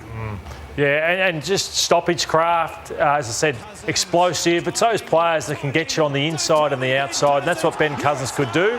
And there's a lot of players who get through a season, don't kick many goals, and he was just a goal kicker, and he was just so damaging, as was Daniel Kerr as well. We'll touch on, obviously, soon, Lloydo, what happened to him when he got banned by the AFL, but he still played a lot of footy despite missing effectively that full season. He played 270 matches of footy. It's a long career given the way he did play with that gut running. They were all good. All the ones at West Coast were unbelievable games. The ones at Richmond, not so much. He sort of fell away a bit there when he came to Victoria, but yeah, his West Coast era was up there with some of the best footy I've seen. Yeah, and was crowned a Brownlow medalist. So the 2005 Brownlow medalist, it's not like back now where you get 40-odd votes like they do these days. He won with 20 votes. And second was his teammate. So they took a lot of votes off each other. Daniel Kerr, who finished second. And Juddy had won it the year before. Yeah, Juddy was 7th with 15 votes. So that's how good their team was, and that's why he went on to be a premiership star. So, fantastic. And played in the grand final that week in that famous era against the Sydney Swans. Lost that one, won the next one. And the premiership being the next one, of course, in 2006. And this was it really was an epic day. His athleticism, just the presence of him on the field would sort of give his teammates a lift. He starred in the preliminary final and then kicked a couple of goals in the grand final. And, it really did stamp himself as one of the, I think we could say legends of the West Coast Eagles Football Club. I mean, anyone that plays in a premiership sort of like borders on legend status, but I guess what he had already achieved gave him that already.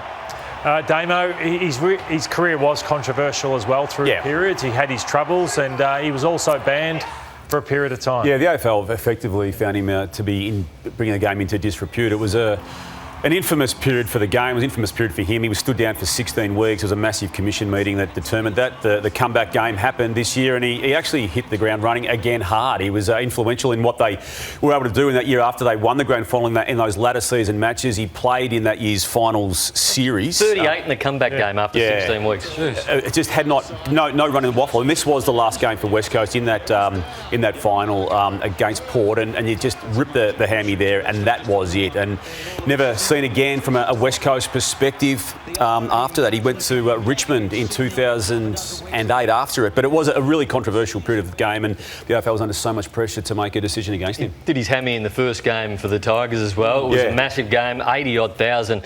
I think we lost by about 90 points and Fev kicked 8, but it was huge when he came to Richmond, and here's obviously the press conference when he was leaving the West Coast Eagles. They were the last and coming team to Richmond. standing to actually take him. They took him in the pre-season draft. Other clubs like Collingwood Collingwood and St Kilda had massive meetings about it with the playing group, TJ, and it even got to border level at every club. There was one pick remaining live in that pre-season draft, and it was to Richmond. The AFL encouraged the Tigers to take him. They then wanted him to come back as a form of redemption story, and there's the hammy going. Richmond was still undecided, so senior players went and met with Ben Cousins before we took him to see what his mental state was like, whether he was Were you part of that? Yes, it was Kane Johnson who was the captain. I'm pretty sure Wayne Campbell was part of that. Well, Terry Wallace tells the story that he actually left that meeting, or that he had with him, for a long period of time, and he had his own doubts about it. There were still doubts after the meeting, and then they took him, and I think it was very good for young players when they came in that first couple of years at Richmond. There was a lot of young players. Dustin Martin was one of them, but he worked really hard at training, like unbelievably hard at training. Didn't see him outside of football, outside of the footy club, but he worked hard. Well, he seemed to have a natural charm about him too. A ripping fella. Like if you ran into him, I ran into him a couple of weeks ago at a car launch, Cavallo, and he was up and about. He was so personable. He was always happy, always smiling, and that's the sort of person he was. Regardless of the circumstances. Absolutely. Yeah. Speaking about the way he worked, like Nathan Van Bella always tagged him. He said you just couldn't keep up with him late in games. He was just far too fit, and he just ran games out so incredibly well. Something you may not know about him too is that he charges. In surfing, he's a ripping surfer and has loved surfing for years. So there you go, little fun fact about Ben Cousins. Charges like he did on field as well. And he was good enough to send a video to us during the week. G'day, Lloydy. Just want to thank you for sneaking me into your top 30.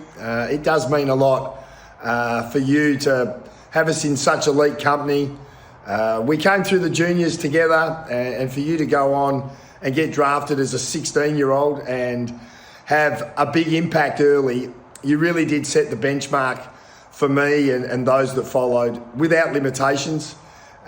Fortunately, I was drafted the year after as a 17-year-old, and it wasn't long before both of us were in the thick of a great and memorable rivalry between West Coast and Essendon. They really were some of the most enjoyable contests that I was lucky enough to be involved in. But thanks again for thinking of us. It's much appreciated. Oh, that's nice. Isn't it great to see him doing well? He looks good too, doesn't he? He does, yeah. He's probably going to look like that when he's 65, I reckon, But again, terrific by you, Lloydo. Here we are paying tribute to Ben Cousins, yet he turned around by paying tribute to you. Even I felt uncomfortable then, but thanks, Ben, for your time. And to Channel 7 Perth, I think, too, who might have given the okay for that. A lot of players come and go at AFL level, but Nick Riewoldt was never going to let that happen to him, because he's one of the hardest workers I've ever seen in the history of the game, and those at St Kilda would testify to that. Look at this, pick one in the 2000 draft, so he had talent, but he had a great work rate and a great desire. 336 games, 718 goals. Look at this, 6 best and fairest, 5 All-Australians, 4 leading goal kickers, and the most marks in the history of the game because of his work rate. He just did not stop. He'd often get the ball on the 3rd or 4th lead, not his first. But here is Nick Riewoldt way back in 2000 on his draft night. 5483, Nick Riewoldt, Southport.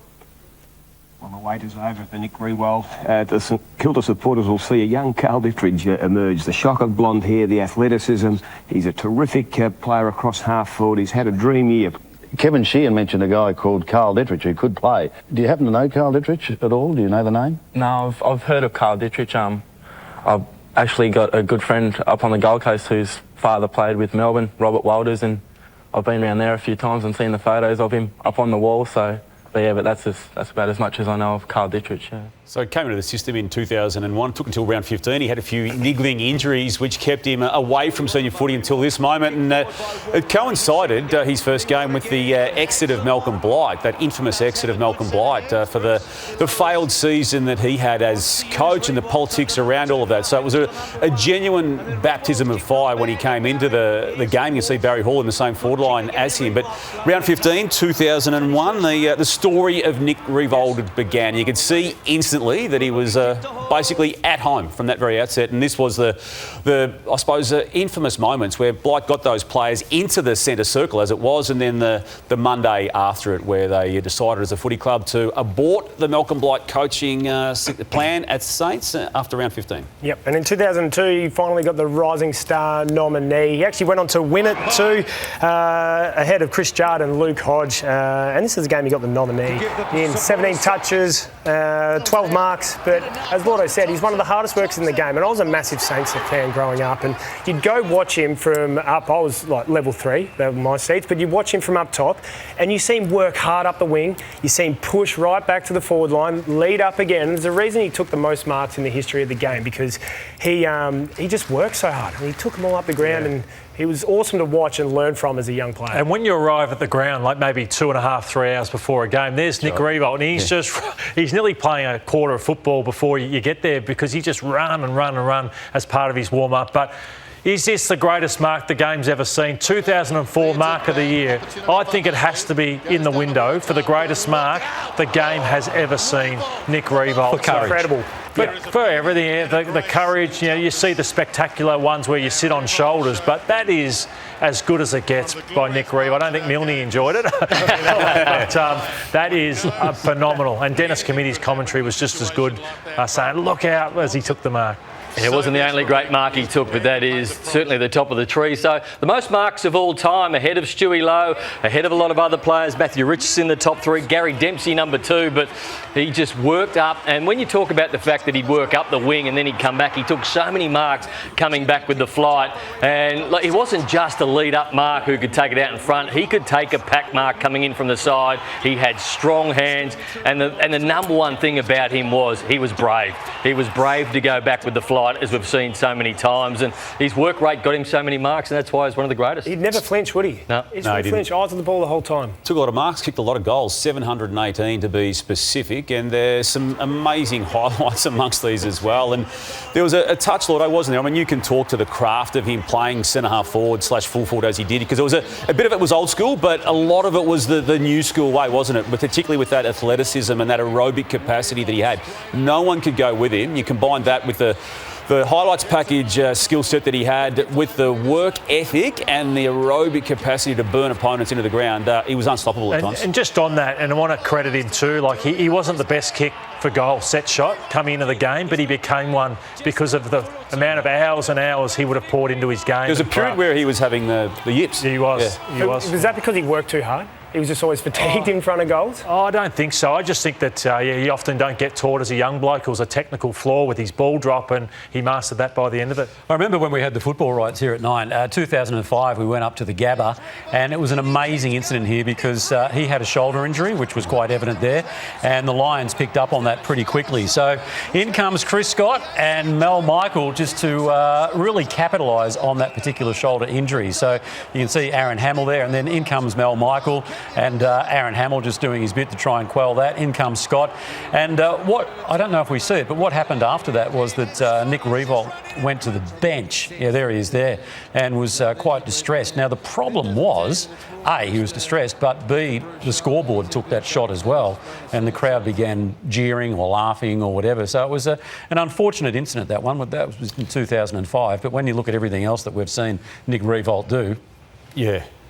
He got so close to, as a team, the ultimate success, that being grand final near misses. This was the 2009 series, and his own finals performance in that year. 5 goals in the qualifying final against Collingwood. He backed that up with 4 against the Western Bulldogs, and again had impact in key moments in that game to get them into the grand final. And then he was a bit banged up in the grand final itself against Harry Taylor, and that wasn't a famous game too, the 2009 grand final, where they lost by 12 points officially, but when the siren went, it was only 6 points behind, and it was probably, I think in my eyes, one of the greatest grand finals of all time, Geelong winning it narrowly. But this is the famous moment that came late in that game. You can see the low scores. He kicked 4 goals. That was the 4th of them, and he just happened to be in the right spot at the right time. And then the heartache that he experienced alongside his teammates the following week against Geelong, and then obviously had the 2010 grand final, which you're going to talk about now, Lloyd, was the drawn experience. Yeah, there's so many players you'd love to have seen be a premiership player, and no doubt Nick Riewoldt is one of them. So this is 09.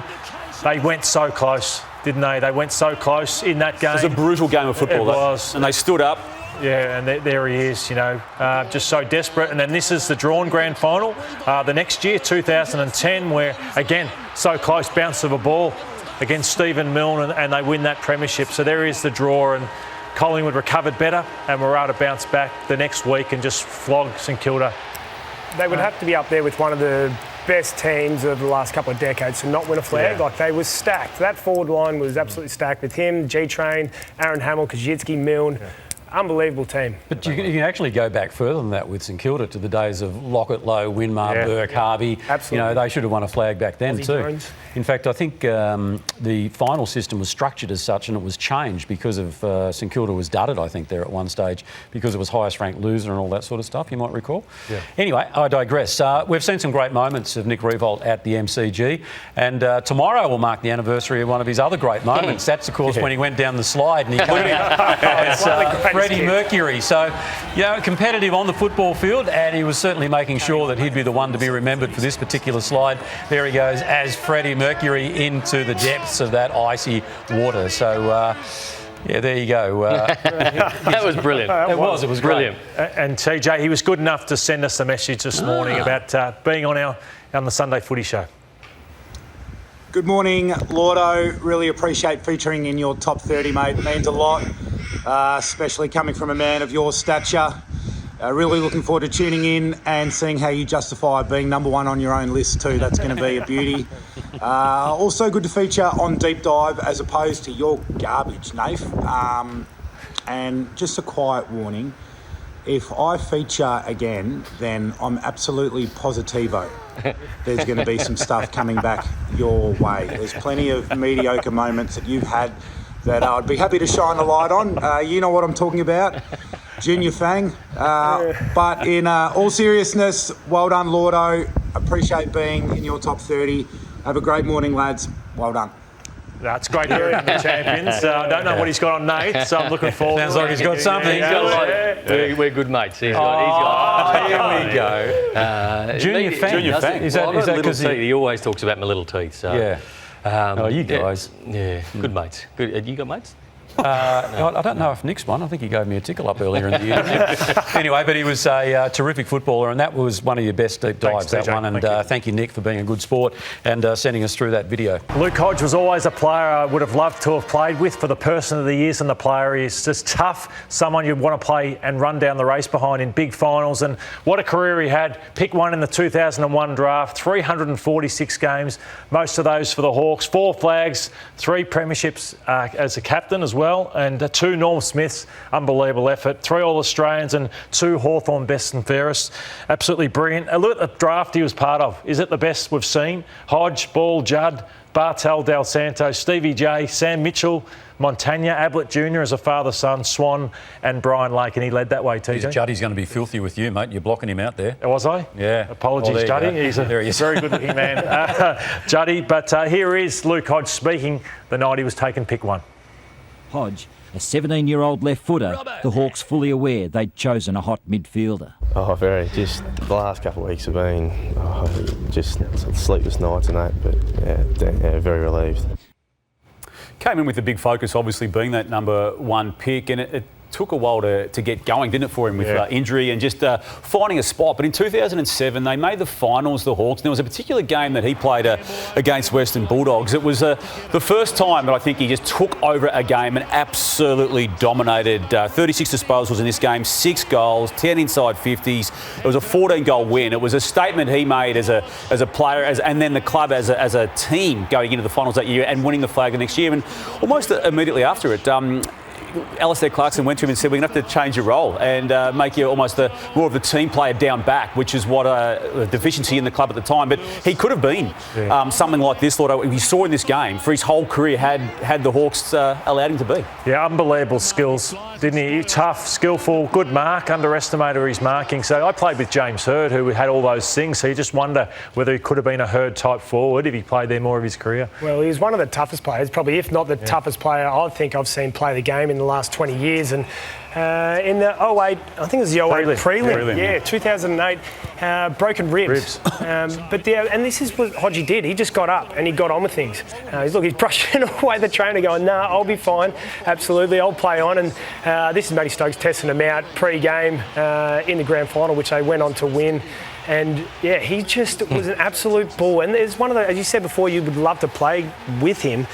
Playing against him was, I know it was tough, it was hard, but you knew no matter what he did game day, he would always get up and he'd always keep going until the end of the game. He just would never stop. So that was his first Norm Smith medal. There's knocking Shorey off the dais there. That was his first Norm Smith medal. Well, he won another one. So against the Sydney Swans in 2014, Luke Hodge, he had 35 disposals and kicked two goals in the 65-point win against the Sydney Swans. So he's a brilliant midfielder, Brownie. I don't know if you've come across him much through the midfield, but he could play anywhere. He could play anywhere, and he was a great midfielder as well until he went back, and he was just a general. So these are the highlights from that. But you'd spoken about the broken ribs, Rory.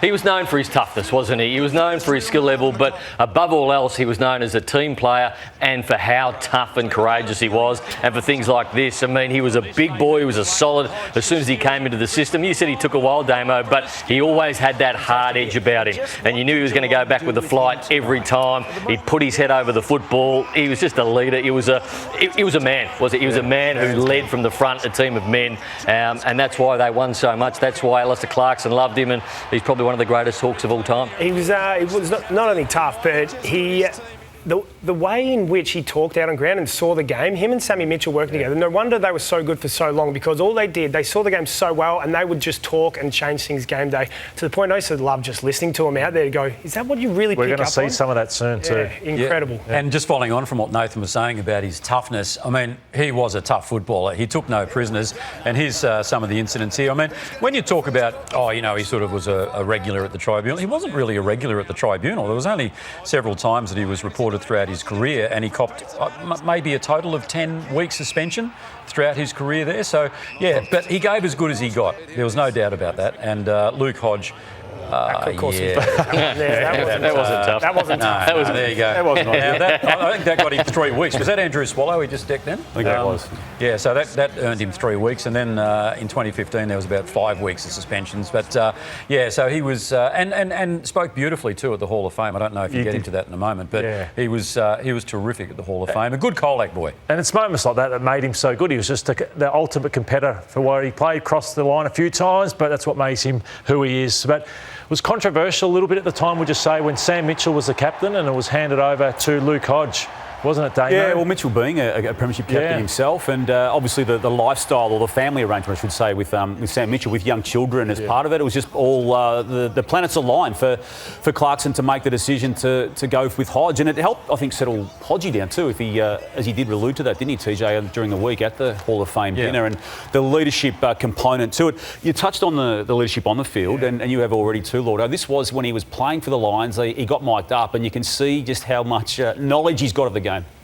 That one there, as we spoke about, couple ball watch then, get your man, and then you can sort of see where the ball is. Just watch when we go forward, their wings are sitting out, we have to squeeze up to them.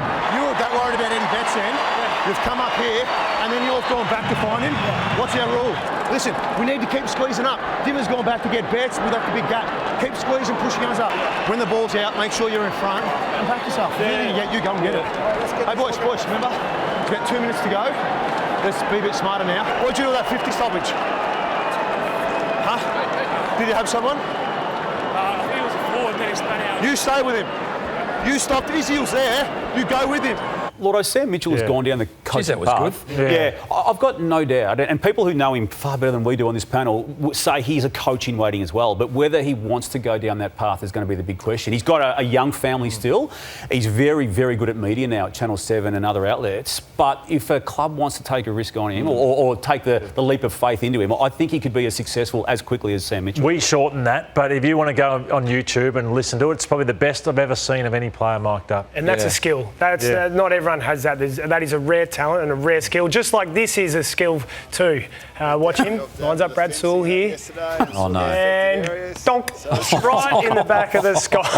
That's as skillful as you get. That's a great hit. He's pretty happy with it as well. And everything we've spoken about, it's why they wanted him up at Brisbane. You know, so he finished up at Hawthorn, and Chris Fagan said, I want you to come here to teach us good habits and how to be a winner. So they actually finished 18th in 2017. So Hodgie got there in 2018, and a few years later they finished second on the ladder and he had a lot to do with what he brought to that football club and taught habits. And as I said, a lot of young players who are there and thriving now are because of the influence of Luke Hodge. And he was still durable even at that late stage of his career. He basically played the full 2 seasons that he was there, and I think they wanted him to keep going again, but his body was completely done at that stage, and what an impact though. And he was good enough, Hodgie and I, we had our moments on the field, but we get on really well now, and he's good enough to send a message overnight. Hey Lloydy, mate, thanks for the kind words. Mate, I guess our club's had a massive rivalry over the years, and it started back in the 80s, I guess. But you reignited in 2009. 2004, I was a bit young and a bit scared I remember looking at Dean Solomon, I wasn't going to do anything with him. But 2009, when you ran through Sully, I could have had a list of 10 or 15 Hawthorn blokes that I wanted to run through. Any of them before Sully, him being my former roommate. So I had to stick up for him.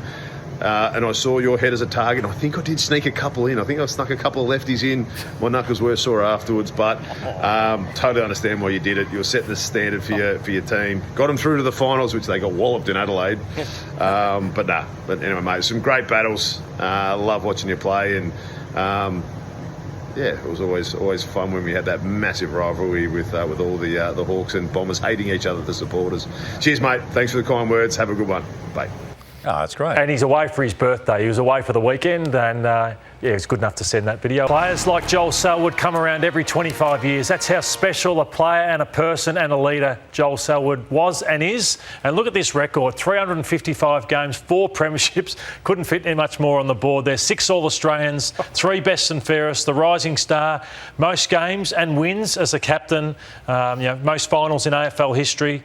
And 4th most wins in AFL history as well. But look at the draft he was part of. There was question marks around his knee or a shoulder, Damo? Yeah, knee. There's a lot of talk that he, even the narrative was, he may not reach 100 games of footy. Yeah. It was meant to be that bad. And so he drops down to 7. And there's a couple of good players on that board. Travis Boak's been a star. But every single one of those clubs are regretting the fact they didn't take Joel Selwood for what he does, both on and off the field, Damo. And the success was instant, wasn't it? Yeah. It started in 2007, obviously, the year after he was drafted, and it's no coincidence that the Cats' premiership success started in that year and then continued way beyond it, all the way through until 2022 when he's still playing for them. But yeah, look, he had the instant ability to change games with his leadership. They started pretty poorly this year. They were 2 wins, 3 losses after North got them down at the Cattery in round 5, and that was after they'd had the review of the Mark Thompson coaching situation. But he, as much as any senior player on that list, in his first season of footy, led them out of the problems, and that was in the finals period leading into it when he was acknowledged officially as that year's rising star. And mate, I was supposed to give you a little bit of an insight to, well, we saw his CV before, but give you an insight of the player he was. He was the toughest player I've come up against, himself and Lenny Hayes. They both played footy the right way. I've been big on that. But he was vocal, he was tough, he was hard. He spread, he kicked goals, he absolutely did everything, and it was his leadership on field that was probably the most intimidating, the way he set up and organised that midfield group consistently. His speed over the first 5 metres, his tackle pressure was, like, you just knew you were always under the pump, and you could never stop him either too. We talk about Nick Dacos being tough to tag. Trying to tag Joel was one of the toughest gigs in the competition at that period of time, because he was so strong in the contest. He had that speed to be able to burst out, but then his ability to finish made him such a damaging player as well. So they say, Rory, the first session he was ever part of at Geelong, he bore in against Gary Ablett Jr. in a way that he didn't say a word. As we know, Joel will be pretty shy, but his attack on the ball, everyone sat back and said, wow, this guy's going to play in round 1. Gary Senior, yeah? Yeah, no, Gary Jr. as a teammate. Right. Yeah. And if you've ever met Joel, there's not a bad word to say about Joel. Everyone absolutely loves Joel because of the respect he has for people too. Yeah, just missed senior by about 15 or 20. Yeah, no, I didn't. Sorry, I didn't know what you were. There was an Alan Jeeves moment, I knew what. Oh, you're trying to help me, but you just own it, TJ. Rory, you're grinding my gears today. So in terms of his leadership, this is his 3rd season of football, and at half-time of the 2009 grand final against St Kilda, he is taking the address at half-time. Let's take a look. We had some shots of you having a chat with the boys at half-time. That's a big job for a young bloke. What were you saying? Mate, we just needed to get back to the basics. We weren't playing bad footy in the first half. We just need to work it out, what we're doing wrong, and we focused mainly on the tackling in the second half and trying to keep it in our half. And he performed in grand finals as well, so we're going to have a look at some of those highlights. 2009, he had 24 disposals and kicked a goal. As you see that one come back nicely there against the Saints. And then in 2011, in the grand final, 28 disposals and 2 goals in that game. So standing up in big games, he stood up in so many, but on the biggest stage, he did it twice. And he was a super player. That's unbelievable. And that 2009 grand final, that's still, I reckon, one of the toughest games of football ever played. And clearly, Brownie, as you pointed out, he was prominent amongst the best. And what about his courage, Damo? It was none greater. The amount of times he's just getting bandaged around the head. Yeah, and it was a worry for a while. Well, he had a lot of head knocks early on, but then managed to sort of get that out of his game. But you're right, Lloyd, regularly there for a period, he had the white tape around his head even before quarter time of a particular game. And we talk about courage, but it was just unconditional with Joel at every single occasion. I mean, why would you do that? I mean, why would you put yourself in that situation when all you're going to do is just tap it ever so slightly forward? And that's what he did without thinking about it. He copped some really hard knocks and always got up with them. But yeah, I don't think there's been anyone, Brownie, that's been more courageous. And that is saying a lot, in that, given the courage of the game. Bandage around his head, like it didn't feel like a game of footy without him going off and then coming back on with that. I think he was inspired by Gary Ablett Senior. Now, Rory made the comment there before about he found him very intimidating as a captain because of what he did, the general sort of attitude there out on the ground. And as you guys know far better than I, you don't get awarded the captaincy unless you've got the respect of your players, and he certainly got that. And what he did do, he gave them one heck of a G-up, whether it be at half-time or whether it be before the games. And it's no coincidence he actually holds the record as an AFL captain for most winning games. So when I talk about the pre-match, having done a couple myself, let's have a listen to the master, Joel Selwood. Yeah, enjoy pulling it on too. Boys, I'm privileged to pull this jumper on. Let's go do it. Justice it deserves. Yeah. Alright, we're going to attack them. I'm going to get after when they got the ball. Together. No time, give them no time. Hey, measure with their aggression, alright? No easy free kicks because that lets them off. Okay, but we are going to hit them hard.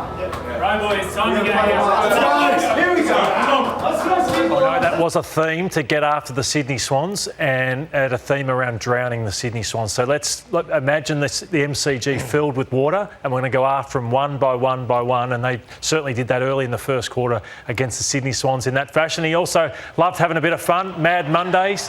Oh, there is Joel Selwood there, but this is his last game. Last game of 22 grand final. Yeah. Could there be a better way to go out, do you think, in football? I don't think anyone could go out in a better way. Like if you were to... Well, look at this goal that he Shane Crawford, Cameron Ling. The emotion, I think, that surrounded this game for him too. Obviously, he knew, and a fair few of the players knew that this would be it for him. But yeah, that's the pinnacle of footy, isn't it? Yeah, he was trying to keep it together. He kicked that amazing goal in the last quarter. And you could see them all. They all knew it was coming. He was able to keep it a secret, not to distract the team. But, yeah, what a way to go out. As you said, Cameron Ling went out in that fashion, Shane Crawford.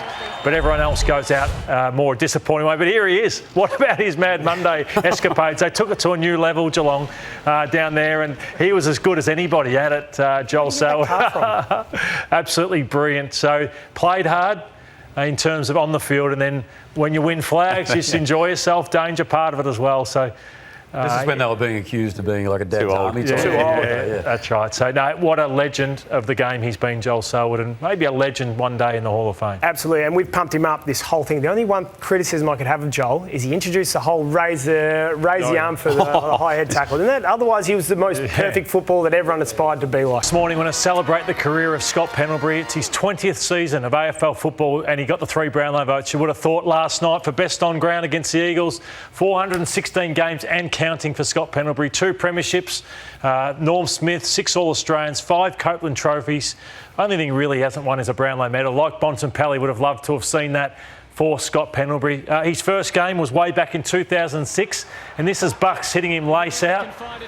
Wearing number 16, Scotty Pendlebury was that night for Collingwood. Even his kicking, you can see he's probably put on close to 10 kilos since then, but the kicking technique, you can just see the class and the poise way back then with his first kick that he had. So he just moves so well, Scotty Pendlebury. Never rushes, never panics.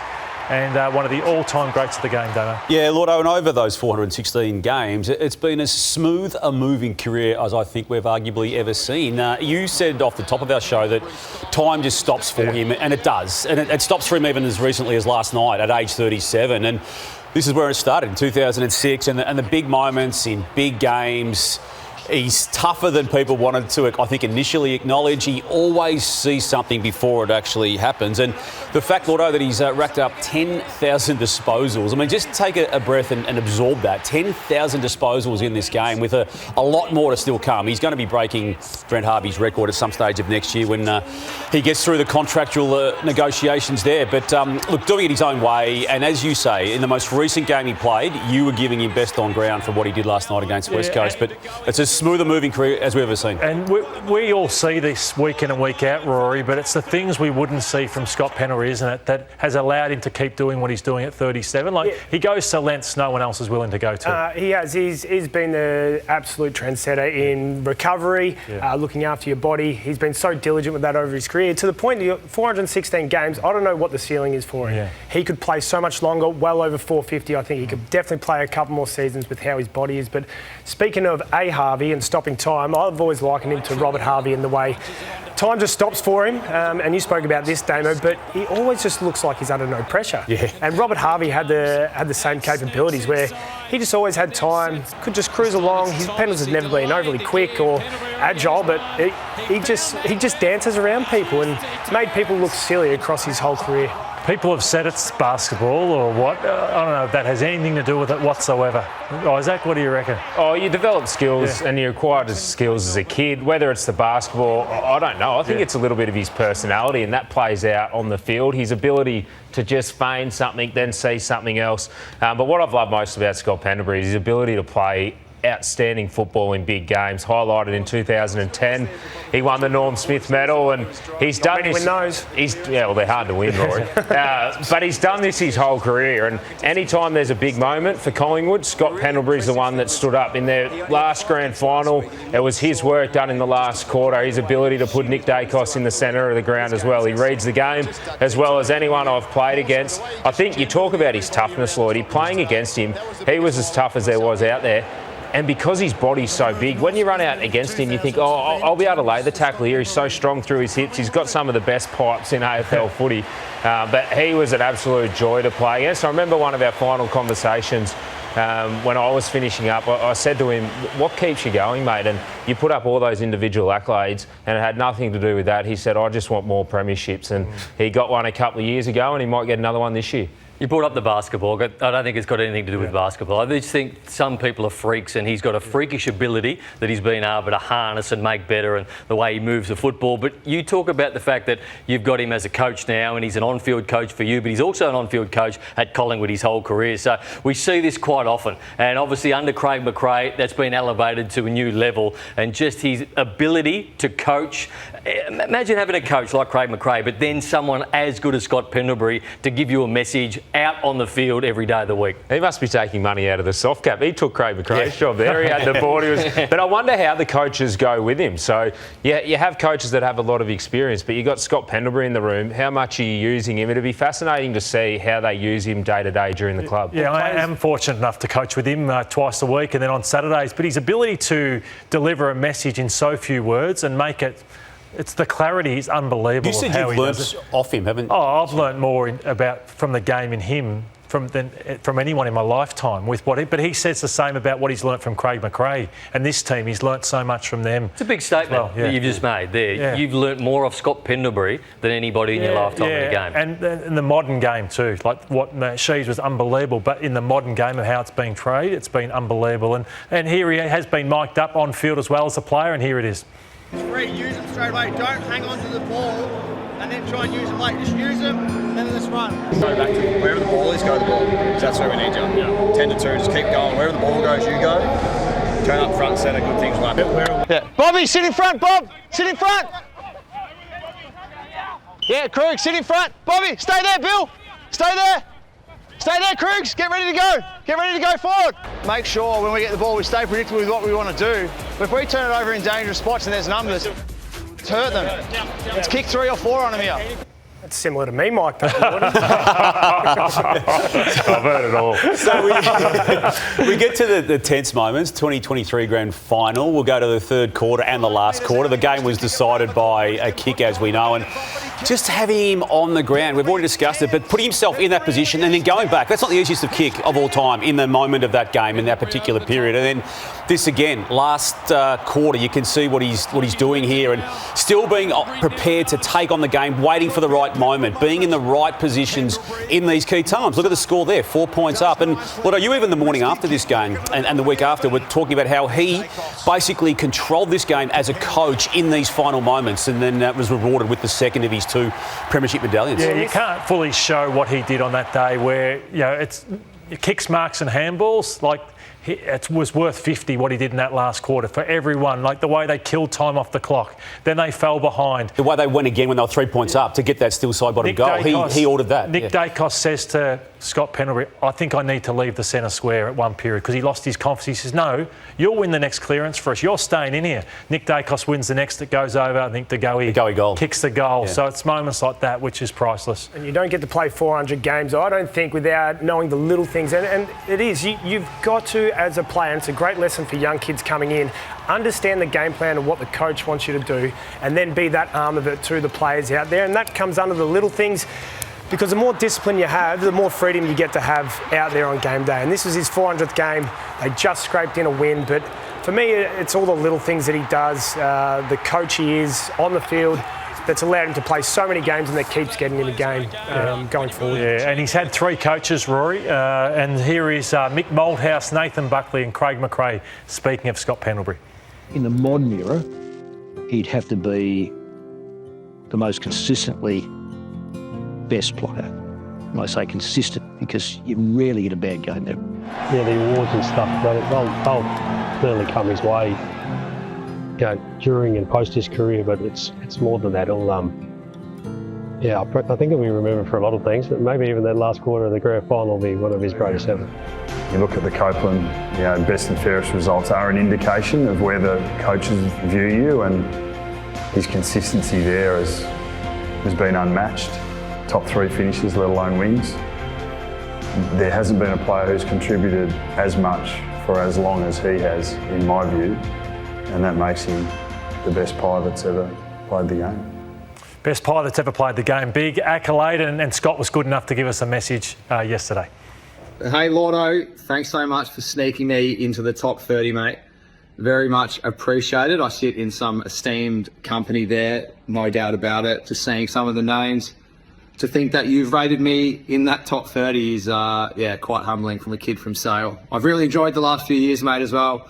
Getting to know you, coach alongside you, we've created some really cool memories and wiped away a few of those memories I had as a junior, as a Melbourne supporter, watching you absolutely destroy us in the 2000 grand final. I still don't think I'll ever let you get away with that one, but I appreciate you sneaking me in, mate, to the top 30, no doubt. A little bit of bias come my way due to the coaching relationship, but I appreciate it. Cheers, mate. What a person, great player. Fantastic. Big accolade from Bucks, as you said, the greatest pie. Do you think he's the greatest pie of all time? I think he will go down in the end. But what do you think, Dano? He probably does. Nathan Buckley's part of it. I still think Peter Dacos, even before Nick Dacos finishes his career, is in that conversation as well.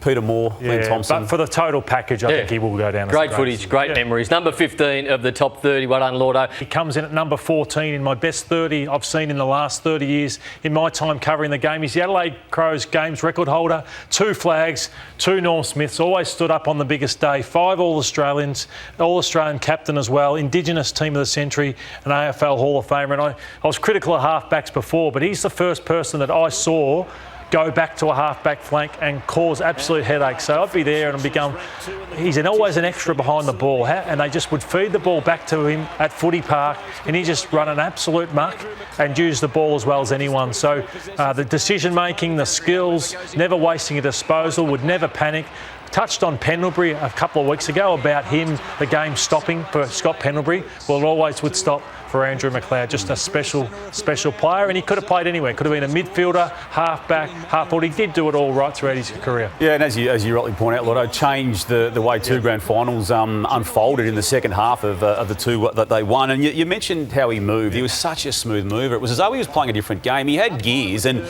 was able to stay in check, but he always was able to explode away from opponents and move around them and just drop a gear there to move around. It didn't matter what and where he played. He was always hitting the ball with timing. And look, even this, I mean, running at full speed, it looks so effortless and casual, and yet he's burning away from opponents in all of these bits of vision that we're showing. He did it for an extraordinary amount of time. Key moments too. I mean, look at the scores in some of these games and look at what he's doing in these moments when they need to be determined and decided. And then talking about moments, this is a prelim final.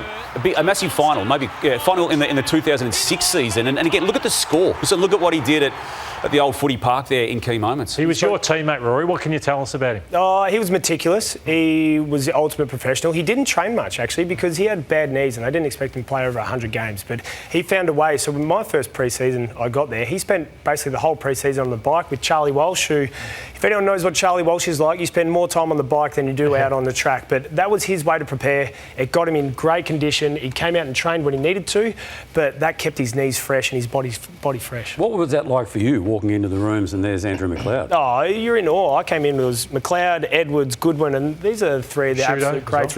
I just missed Rashudo, but McLeod was the one. You looked at and you just learned from him in terms of how he trained. When he trained with energy and purpose, because he couldn't waste a minute on the track because he spent so much time off it getting his body right. And tell us about the goal kicking, because he could, as I said, he just would glide through and he kicks a lot of big bags of goals as well. Big bags and in big moments, as Damo touched on too. And these are a couple of match-winning goals. This one against the Hawks, it's just an incredible finish. And again, like, it's the speed, it's the class, it's the ability to keep your feet.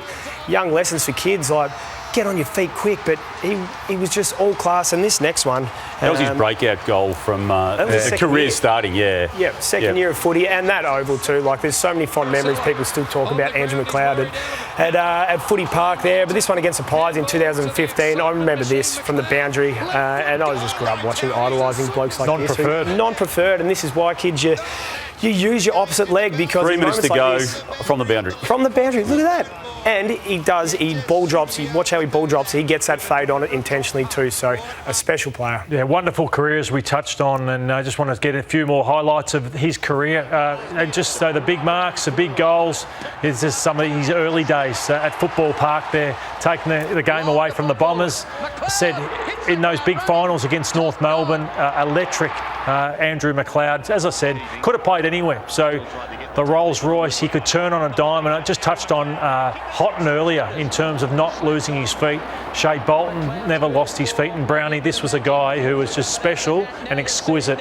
And he was so hard to tackle. Couldn't tackle him. No. Just couldn't tackle him. So he just had this turn and this lateral movement. Not only could he run straight, unbelievably quick, but his lateral movement is as good as any player you'd ever see, and he was able to get away from so many players and so many situations. So you just look at that. I mean, you go one way, then the other, then the other, then your left foot snap. So just the hips. You couldn't follow him.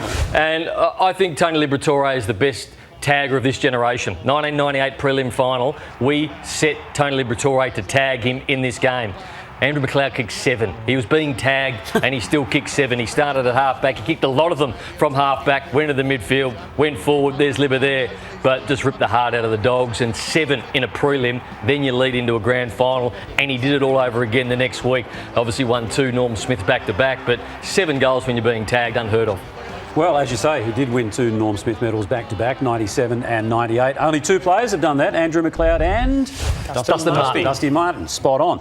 And, I mean, it should come as no surprise that he should have those medallions as part of his collection of trinkets from his playing days, because just an out-and-out star, as we've said. And when it came to the big stage, he rose even further, if you can believe that. He did. And I think, like, going back, touching on his career, he could have almost played another year. I was still looking and going, he's still moving pretty well, but we had a young group coming coming through that Craigie wanted to start blooding some games into, but he wasn't done at 340 odd games. He maybe in this era could have kept going once, like where we're seeing a lot more senior players keep going for longer periods of time, but he was that meticulous with his body. So, 2 Norm Smith medals, 97, 98. And Lloydo, he could have added another medal to his collection, albeit a different one, a couple of years later. The Brownlow, TJ, 01, he came second. So Jason Ackermanis lost by a couple of votes, and many will say this was his greatest year of so many that he had. So 01, averaged 24 disposals, kicked 29 goals. And I know Acker has often spoke about, he thought Andrew McLeod may go on and win this Brownlow. So special. I think the last game of the season, he had over 30, kicked heaps of, I think it was around the 4-goal mark, but only didn't poll very well. So he got 5 threes throughout the year, but went through a lot of games. People thought he'd poll and didn't, and he only got the 21 votes in a system where they polled a lot less. As we keep looking at this, it's as good a highlights package as anyone's ever got in their game. Look, the explosiveness and the brilliance we've already spoken about. There was the longevity aspect to it as well, which I think put him into the greatness category. And this was him playing his 300th game. At that stage, was only the second Indigenous player to do so after Gavin Wanganeen. And to reach that number, and then as Rory said, to go on beyond it for a couple of seasons and possibly could have gone on even further. But he didn't lose much as the career unfolded, and as his body aged and obviously got a little bit slower, he still was able to impact games, including in the milestone match. And he wasn't a dirty player, was he? No. But he did get suspended. Do you know he got suspended one game, Lloydo? I do remember this. What happened? Well, he there wasn't much in it, Rory. If we take a look at it, there wasn't a lot in it. But as he was coming, I was going for a mark. You made a lot of it. There wasn't much in it. Oh, my face. Not the moneymaker. He got suspended. What was the actual charge? The charge was charging, I think, but in the tribunal. So I dobbed in Buddha hocking a few years earlier, and it wasn't a smart thing to do. I was sick of Buddha getting me a few times. So I went in and I said nothing in it. I hammed it up, all those sorts of things. Andrew was winking at me, putting his thumbs up, but unfortunately got a week for that. So I tried to look after him, but couldn't get him off. Oh, that smells. I don't know. That smells that stuff. I don't believe that. How many did you kick that day? I'm not sure, TJ, but I used to average around that 4 or 5 mark. So I'm not sure. Why do you set him up? The deep dive this morning centres around the fullback of the century, one of the greatest players to ever play the game, and that is Stephen Silvani. Look at this record: 312 games, 2 premierships, 5 All-Australians, Carlton Hall of Fame legend, AFL Team of the Century, if you don't mind, at fullback, and he's in the AFL Hall of Fame. Could do it at both. He would have been a Hall of Fame legend at full forward or fullback. That's how good Stephen Silvani was. But we've got vision way back from when he was at Marcelin College playing there and doing great things. But just his movement, even there, Steve Silvani. You look at his boy Jack Silvani that plays now, you can see the movement, a lot skinnier there, but the courage to go back with the flow of the ball, the way he'd waddle himself down the ground. And here's Steve Silvani making a speech, and they beat Assumption College way back when, Damo, when he was playing for Marcelin. Yeah, he was. And in 86, Lloydo, playing his 4th game, he got a real lesson against one of the other greats of the game, Peter Knights of Hawthorn. He set the tone early with a beautiful mark, and he could take a lot of those types of marks throughout his career. But on this particular day, you can see the young football body against the seasoned football body and mind of Peter Knights. And Knights ended up kicking 9 goals in that Hawthorn win. But you could just see there he was prepared to go against one of the greats and held his own initially before he sort of got a lesson in that early stages. But you can just see that body develop over the course. Yeah, absolutely loved him as a kid. I thought he was an absolute superstar. And it's the 87 premiership we're going to take a look at here. Silvani celebrating. He got dropped in 86 for the grand final loss, but he was able to fight his way back in the team and had a bit of impact on the day. It was David Rees-Jones that won the Norm Smith playing on Durham that day. So big day for Carlton, a big day for Sauce. How old would he have been then, Dano, in his first premiership? Maybe 19, 20, yeah. Maybe. Yeah. He always had that name, didn't he, being the son of the great, and obviously, as you've already alluded to, Lloydo, produced another very good Carlton player himself. Our fullback of the century, and what made Stephen Silvani great was his ability to just not beat you. There's him playing back with Bruce Dool. Oh, what a person to learn off at Carlton, but his ability to repel and run off. So a lot of the fullbacks in that era would just try and spoil, and they were dour, whereas Silvani changed the game. He was so good at ground level, so quick off the mark, so strong in the air, so he didn't really have much of a weakness. Look at that, off the mark, Stephen Silvani. So, Brownie, you're a Blues man. You would have loved watching him. I was a massive Blues man. He used to own a restaurant on Brighton Road down there where it becomes Nepean Highway, and it was navy, and it was called Big Sylvanis in white. And I went in there one night, and the only man there was Jeff Hogg, so Matty Hogg, so I didn't get to see him. But that's a good story. This is it was a great story, Tony. I don't know why I told it at that point, but he did play on some of the greats, Lordo. So he played on some of the greats, and you speak about these great players. It was Hurd that he played on. It was Ablett. It was Salmon, Lockett and Carey. So this was an era where every player you came up on was a player who could get 100 goals in any given season, and he went head-to-head with them all and just about beat. He got beaten sometimes, but more often than not, he did the beating himself. So he was brilliant, Sauce. TJ, there's him and Ablett. I used to love. It was the best era of football, in my opinion. TJ, what was your favourite era of football? I want to ask you. Because I loved when there was pure one-on-one battles like that. Yeah, and I would say, and obviously I'm a bit older than you guys, I loved the 70s. Yeah. It was absolutely brutal. And David Parkin always makes that comment about when they trained, they used to do circle work and play straight down the ground, and now they do circle work, and at train they go straight down the ground. That's what David Parkin said. And he was a gun forward, so 202 career goals, Stephen Silvani, and also kicked 10 goals in a game of football against Fitzroy. So, as I said, they were blessed. Well, they had Kernahan down one end, but if Kernahan wasn't there, what could he have done? And crucial goals, Otto. And just to get your heads around it, as you've already said, the fact he kicked 200 career goals, as well as being the AFL Team of Century fullback, it's a CV and a skill set that no one's got. Certainly not in the modern game, anyway. It raised a few eyebrows at the time when he was named fullback of the century.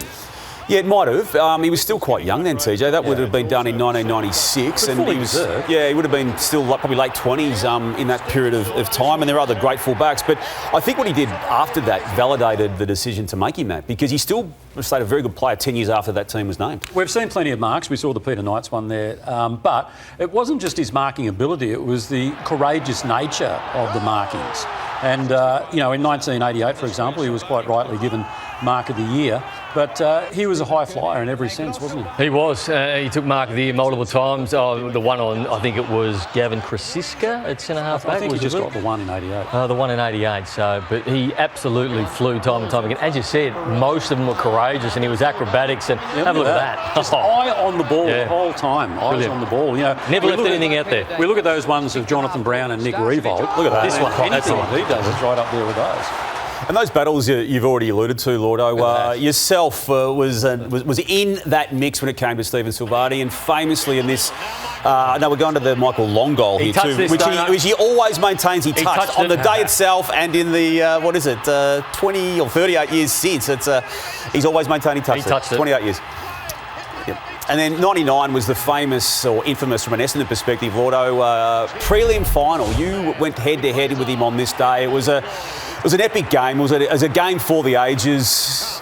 Essendon was meant to get through. You didn't. And you guys had a massive duel. Yeah, we did.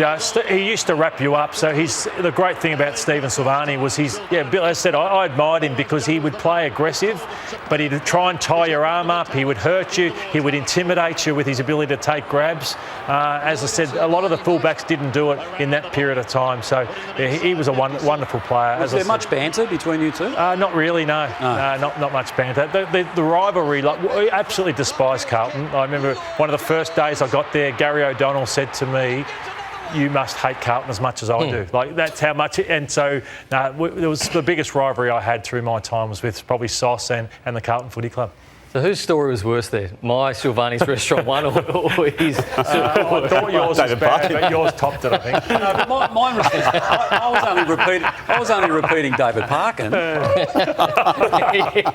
He had a great restaurant though. Yeah. And David Parkin had. I just can't remember the exact wording, but anyway, next time I see David Parkin, that would have been important. Yeah, it would have been. And well done to you too. I noticed you got your nice goal in there. I didn't mind the restaurant one because I never knew Sauce owned a restaurant. Yeah, and he actually got the wrong hog though. I put Jeff Hoggett. It was Matthew Hogg. The deep dive this morning centres around someone who would sit comfortably. I'm saying it's a fullback of the century. Like, that's how good I rate Matthew Scarlett, who's the feature of our deep dive this morning. And I'll talk about why across it. 284 games, 3 premierships, 6 All-Australians, a best and fairest and Australian Hall of Famer. And what I love about Matthew Scarlett is he was strong, so deceptively strong for the size. He was cat-like at ground level. So once it hit the deck, he was the best I played against. And then he was lightning quick. So he really did not have any flaws, and he had the ability to get 30 possessions in a game. So that is the star Matthew Scarlett was, and he was ruthless off the field as well. So a wonderful leader. But his dad, John Scarlett, who was a father-son, 183 games he played for Geelong. Then he moved to South Melbourne and played over 200 games. But we wanted to play this, and Luke Jackson, who does all this vision for us, is a gun, and just about some of his movements. So he looks like Matthew in the way he played. Number 30 was John Scarlett, and now Matthew Scarlett obviously wore number 30 as well. But the way Matthew would run and carry, and the way Matthew could fight and get you back at ground level, is a lot how his father John played. You can see the similarities, and the old Geelong people, don't they, TJ, still talk about John Scarlett's influence. Look, Matty Scarlett's, for a career that was extraordinary, Lloyd, and you've just described as potentially the greatest fullback of all time, or one of. It began ordinarily, and it began against you. Round 22, 1998, you just dropped a lazy 6 on him. That was his first game. A very tough intro, yeah. And then, strange enough, Roy did not play again until midway through the next season, round 11, 1999, when Lloyd was again the opponent, and he just dropped a lazy 5 on him. So after 2 matches of football, both of them against Matthew Lloyd, he had 11 goals conceded against him. But it got better from that moment onwards. Yeah. 5 was a quiet day, wasn't it? Back then, though? It's fair to say after that second game, we weren't talking about Matthew Scarlett's Hang on, who's the recipient of the deep dive? I honestly didn't put these clips together. So, Matthew, as I said, is the hardest player I ever played on. Yeah, and his defensive work was unbelievable. He's one of those guys you look at and go, he was almost unbeatable from a defensive point of view. His fists, incredible. He got to absolutely everything. But then I reckon he was the first defender to start that sort of run-off half-back as well. It was like that punch-and-run mentality. It's like, I'm going to make you accountable for me, any of the forwards he played on. And then all of a sudden, people start worrying about his offence, and forwards start paying more attention to him as well. So, such a tough defender, brutal in every aspect of the game, but a very well balanced, played the game the right way. He was quick, wasn't he? Yeah, he was. Lightning quick. And you just touched on the run and carry, Rory, and that's what made him so intimidating for me to play on, because when he got it in his hands, he would hit the first. And he knew he wasn't a long kick, so he'd hit it over. He'd hit a 30-metre pass. Then he'd go again. They'd give it to him again. Then he'd hit another 30-metre pass. And they were such a great side that they'd use him, and they'd make all the key forwards chase him and keep using him, and they'd get in you if we're not chasing him down the field. Right. So that's what made him really scary to play on, because he had all those attributes but could get it 30 times, and he just pierced his passes and kept going. So. And had a competitive nature. He had a glint in his eye. You'd see it in his eyes that he goes, I'm going to beat you and I'm going to take you down. That's what I really liked about it. Was there much dialogue between yourself and Matty Scarlett? There wasn't a lot, but we played one day in round 2 against Geelong, and he ran all the way down the ground and set up a goal. And he didn't say a lot. And as he's coming back, and that bloke's meant to be the big beep captain. What was that from their so-called captain? He's just yelling at the top of his lungs. So all my teammates heard it, all his teammates heard it, and I felt about that big. You talk about the sparkle in his eye, Lord. I was fortunate enough to be coached by him for 12 months, and he loved the big moment. He loved players that could deliver in the big moment. In 2007, there wasn't many better. He came third in the Norm Smith. He ended up with 29 disposals as the fullback. I think Stevie J and Paul Chapman were the 2 best players on the ground that day, but he could have easily had the Norm Smith dangling around his neck, and he delivered most times in the big occasion. And he was awesome to be around as a player. You just knew you had to stand and deliver for him, and I'm sure playing with him it would have been very similar. And you talk about that ruthless nature. He had that as a player, he had it as a coach, and he has it off the field, and he was just brilliant. Where did he coach you? A line coach? Line coach, yeah. 2009. Has there been a more celebrated toe poke in the history history of the game. This was shattering. I was a Saints fan. I was there. You just can't see enough of this. Look at this. There he goes, straight to Gary Ablett, and Chapman is waiting down there for it and right into the arms of Chapman. So now, we've spoken about this before on the show.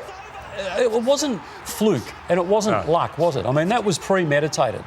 Yeah, and he judged it. You know, he's done that on purpose, TJ, and even the deft touch to just get it to Gary Ablett there. He knew exactly what he was doing there.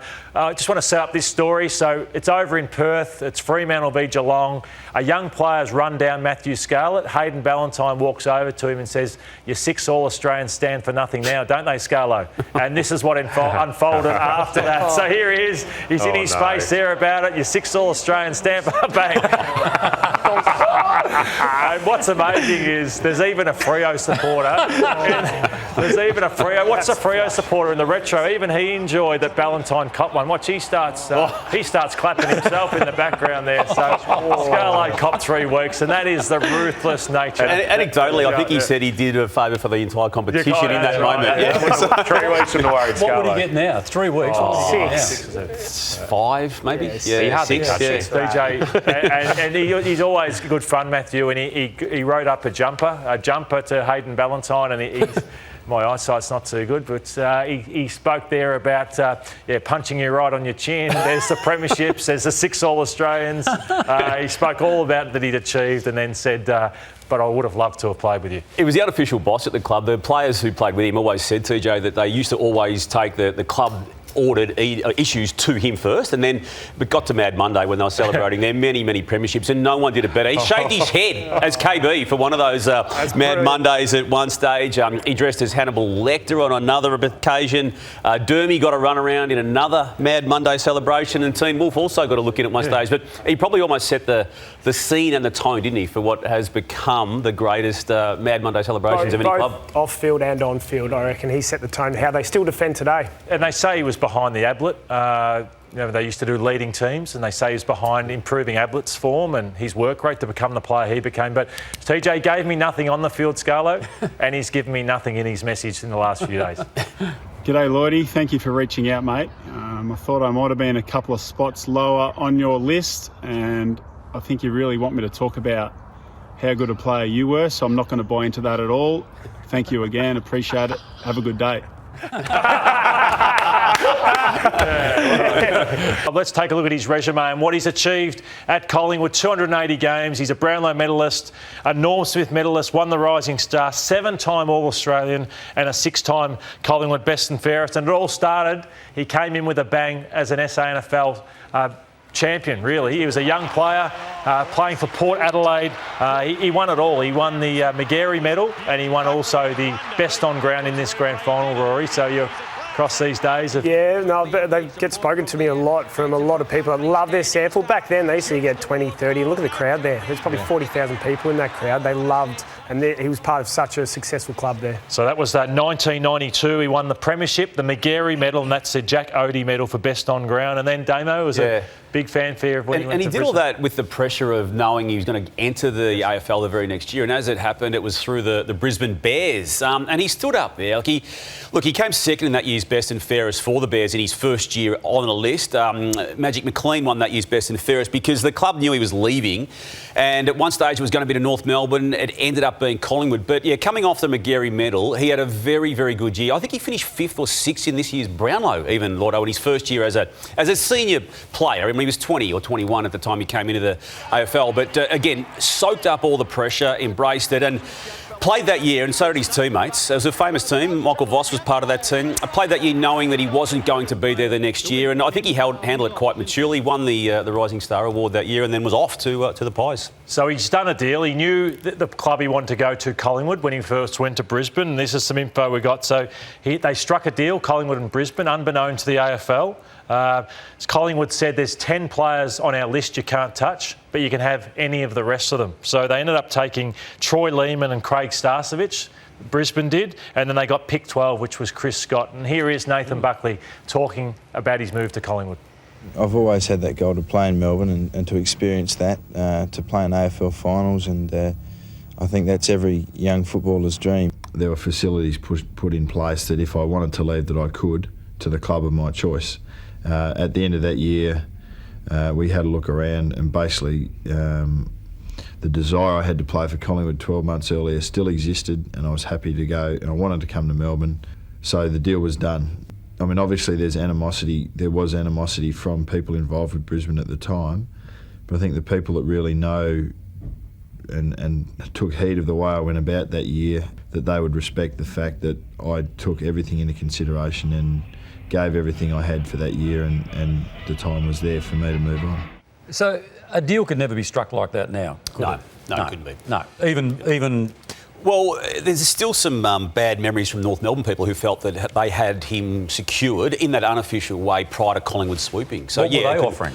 Well, not as much, and they didn't appeal as much. And the North Melbourne players, as they started then winning their premierships in 96 and 99, were giving it to Nathan for making the decision he made. The best midfielders always across the competition hit the scoreboard, and they did so from outside 50. Some of the best goals you'll see from Nathan Buckley are from this range. 60-metre bombs like this, they're all drop punts too. He was so powerful, so strong and so damaging with that leg. Look at some of these goals. These are what fans love. This is what crowds love. And this is what players love. These are sort of ones that lift your team. And he did it time and time again from the midfield. It's an amazing highlight reel, isn't it? It's as good as anyone's in the modern era, and maybe full stop in the whole era. And we occasionally look at Jason Horne-Francis and we go, oh, there's a little bit of Nathan Buckley there when he tucks it under his arm and he runs. But those days at Victoria Park, and the strength and the power and the class, we'll see a lot of players who don't use the ball that well in the modern game. Post height back then. He's a rare player, and he was a winner. He just hated being beaten. From the day he was born, he was driven to be the best, and that's what he was, Brownie. Yeah, he was, and they played in 2 grand finals back-to-back in the early 2000s. 2002, Norm Smith medal performance against the Brisbane Lions in a loss. They lost by 9 points, 32 disposals, 8 clearances, 4 tackles and a goal. He did his job, as we see the highlights from this day.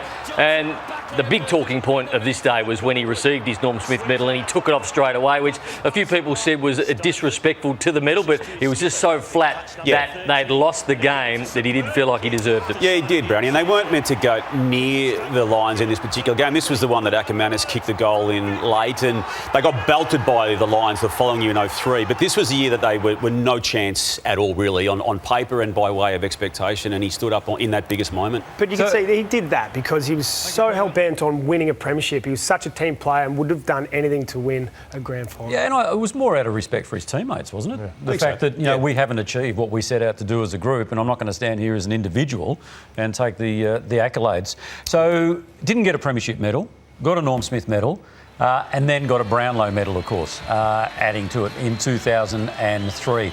He shared it with Adam Goods and Mark Rasciuto, as you can see there.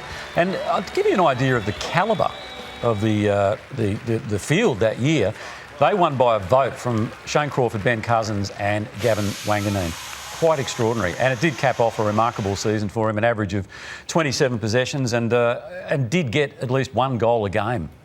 So fitting that he should actually end his career with the Brownlow. And then went on to coach the Collingwood Football Club. So a tough transition after Mick Malthouse. It wasn't easy for him. The handover didn't go as well as they would have hoped. But then Nathan Buckley, who actually coached his club to 12 finals, Nathan Buckley, which is a great effort, and was a kick away from being a premiership coach. So this is after that prelim, that famous prelim demo, and then just so close for Nathan Buckley. Yeah, it was. And even the first year, Lloyd, they still made a preliminary final coming off the consecutive grand final appearances. That's the one you're referring to. And with 105 seconds of the season remaining, they were a goal up before Dom Sheed did what he did to him and obviously the Collingwood Footy Club and put himself and the Eagles into their own history. But it was so close, wasn't it, for him? Yeah, champion person as well, Nathan Buckley, and he was good enough to send us this message yesterday.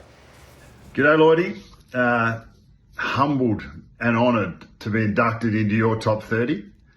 I had a look at our careers and they overlapped for 21 games in our time, and Essendon won 13 of those and Collingwood won 8. Over those games, I can't remember you ever leaving the forward 50, and I can't remember ever going back in the defensive 50 either. So there's a very real chance that we never crossed paths on the field.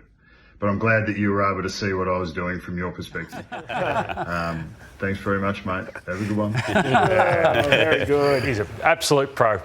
absolute pro. He's done the numbers, done the stats, and thanks, Nathan. And did the workout before. Still is a pro bowler. How'd the guns look? A little T-shirt. Yeah, a little T-shirt. Chris Judd left a great legacy at the West Coast Eagles, Carlton, and on the game generally. His record is unbelievable, and it's 279 games, 228 goals, but we all just love Chris Judd and the way he played, the scintillating run, speed, dynamic nature.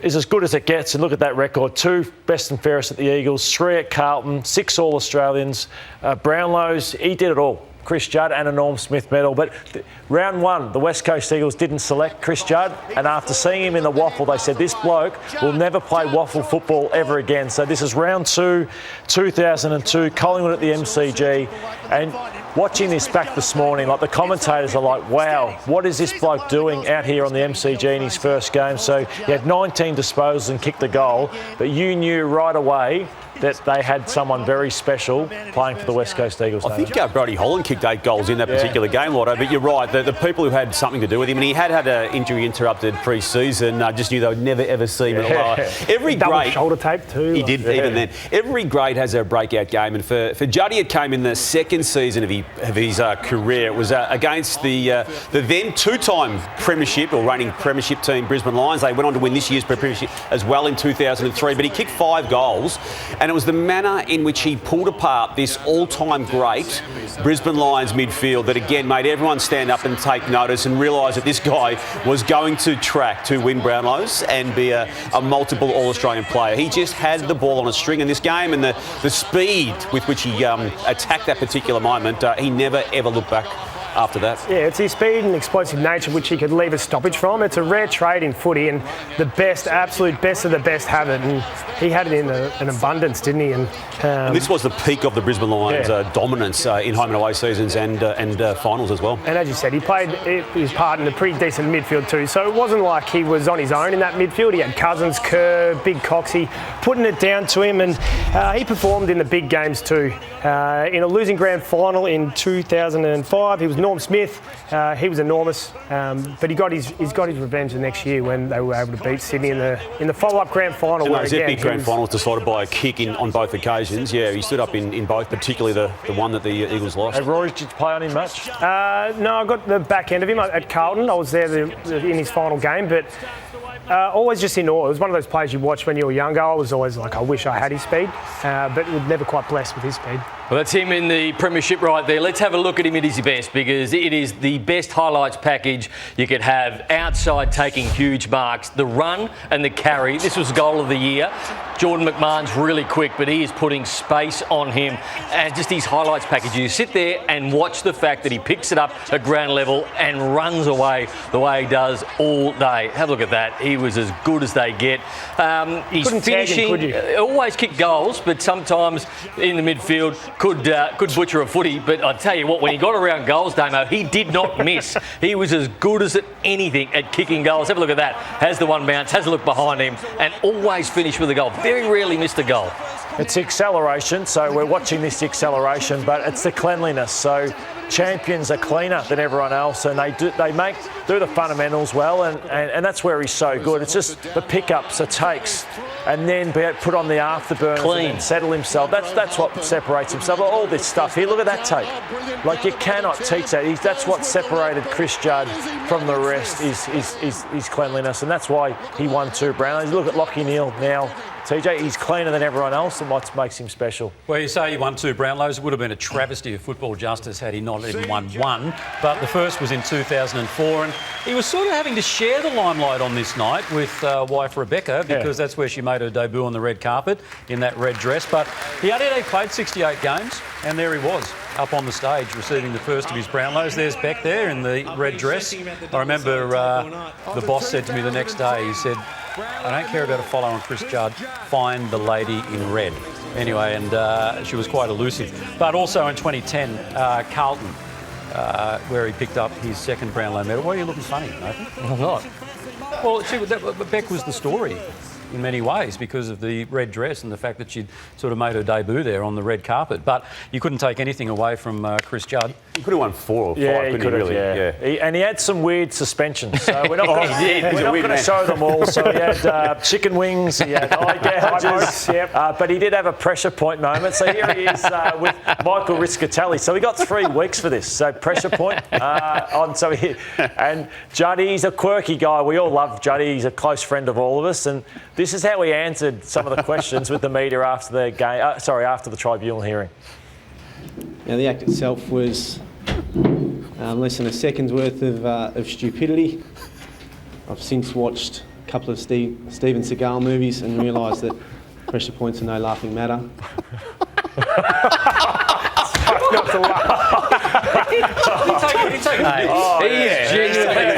He's one of the funny. He gave nothing to the media when he played, and since working with him in the media, he is proper funny, isn't he? He's figured out he's right. I reckon he was all right.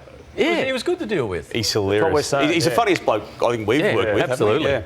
And then it all came to an end for him, unfortunately, when he rolled a knee at the MCG. And when you say he didn't give much to the media, he didn't much, but he was magnanimous enough in that moment to basically know that the career was over. And as he left the ground, he did wave to the crowd, and he did appear on the Sunday Footy Show the next day, TJ, to effectively say that would be it for him. And it wasn't unknown because he was still debating whether to go around, even in that particular season in question. But it was a sad way to go out. But like everything in his life, he made the decision in the moment, didn't regret it, and has got no regrets in life, and has gone on to be a successful person in the world of business. And very successful. And he's given us a message, which is one of the best of the year, and he doesn't miss TJ in this. Oh, God.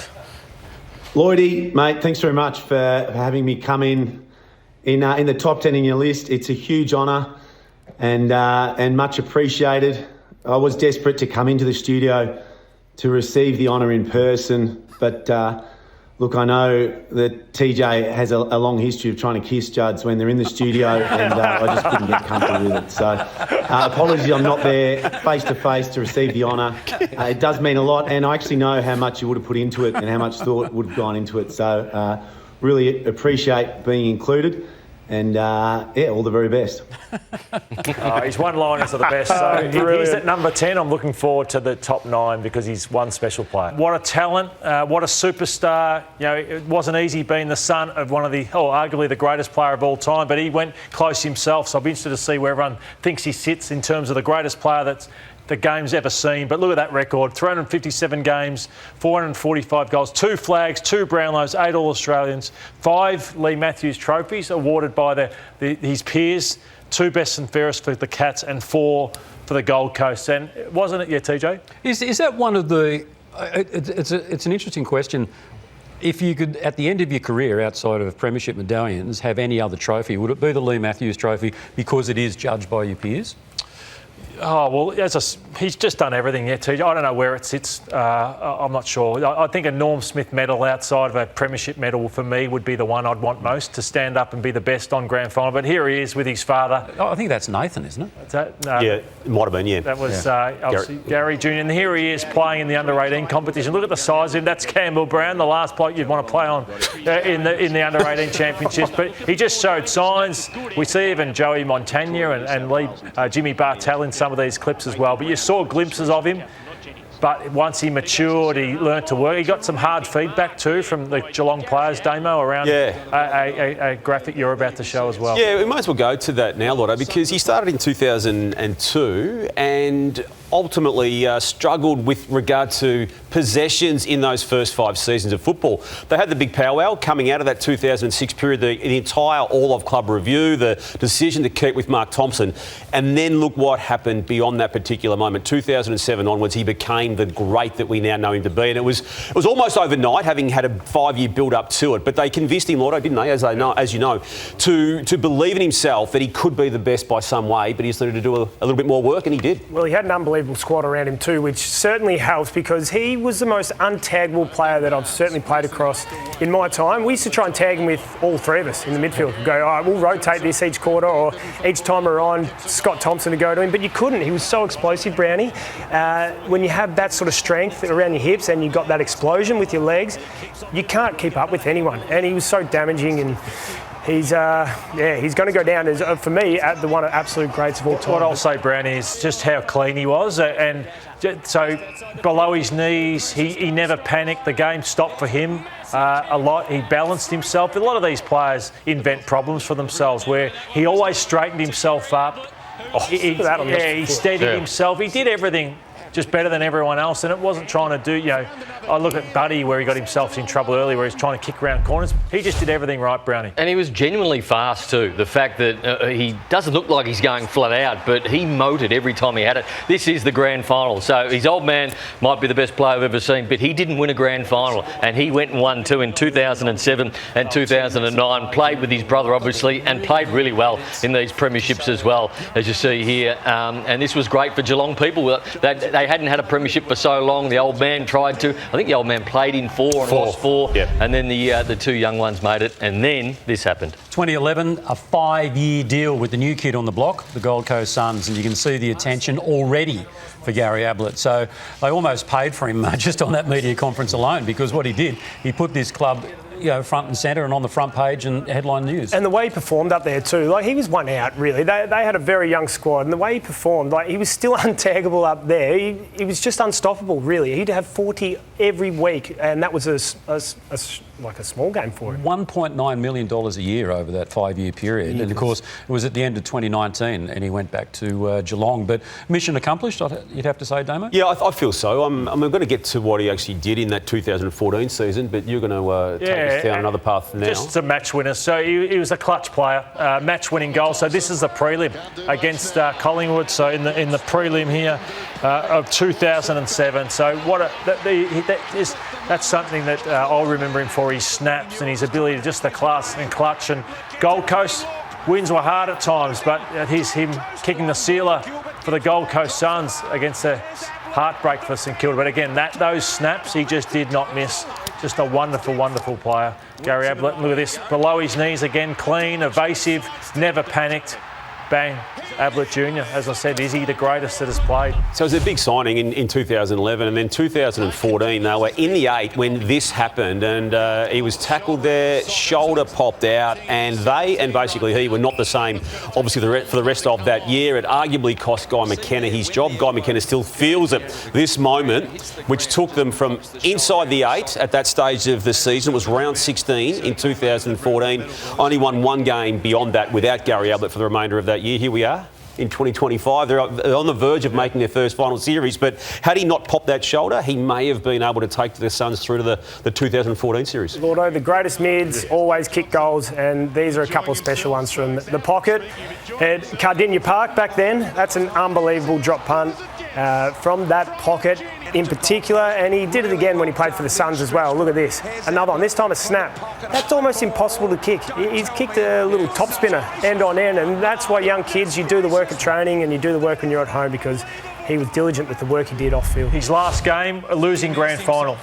So it was a heartbreak. It's a brutal game, this. And popped the shoulder in this game too. And full credit to Richmond. I think it was a Dustin Martin initiative. They all removed their medals. So you cannot see a medal with any of the Richmond players out of respect for Gary Ablett and the career that he had. So they were all but there going to win this grand final until Dusty turned things around. They were 22 points up just before half-time. At half-time, they were 15 up after Dusty kicked a point and then a goal. And, they weren't able to carry it off. And he did his shoulder early in the game and played quite courageously throughout that period, but had no impact. Courageous, skillful, aggressive. He had it all, Michael Voss. And here's his record, 289 games, 245 goals, 3 premierships, all as captain, 5 times All-Australian, 3 best and fairest, and 4 times the AFLPA's best captain. So I think even he's become the coach, we've forgotten just what a super player he was, and he did it from a very young age. So here's Vossi, look at that, number 56, playing for the Brisbane Bears. So it wasn't easy for him in those early years, and look at the size of him there. Here he was playing at 16 for Queensland.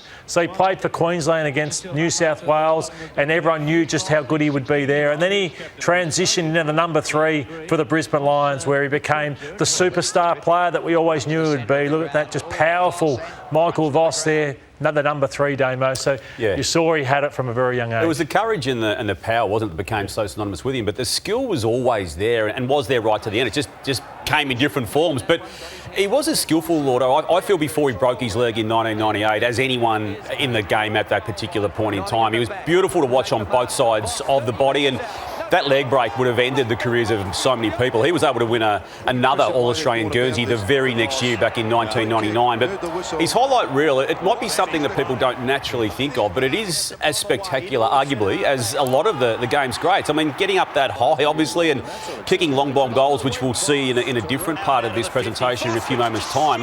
There wasn't anything he couldn't do. And had he also gone down a different path, he might have ended up being a bit like a Paddy Dangerfield this year as a full forward. Good reminder for the young kids at home who might be Carlton fans saying this is how good your coach was. They might not have seen him, Isaac, but this is as good a reel as you're going to see. The skill that he played with as someone so tough. Well, you talk about the young Carlton fans. Maybe you might show a few highlights for Carlton players, but he was as courageous as there's ever played the game. I remember growing up as a kid in New South Wales, you get the Brisbane games on TV all the time, and he was just a joy to watch. And the moment I remember most is the Scotty Burns in the grand final. That was just a massive moment, but there's too many to show the courageous Michael Voss moments. Was that his greatest strength, his courage? I think no doubt he had it, but I often talk about players. They're either very, very skillful and great runners, or they're tough but lack a bit of skill. But Michael had it all.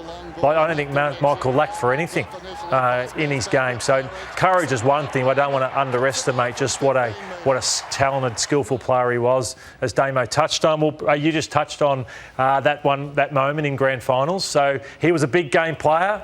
And he stood up. So this alone, which him and Scotty Burns, Burnsy was tough as well, and he was a real heart and soul player for Collingwood. So they clash.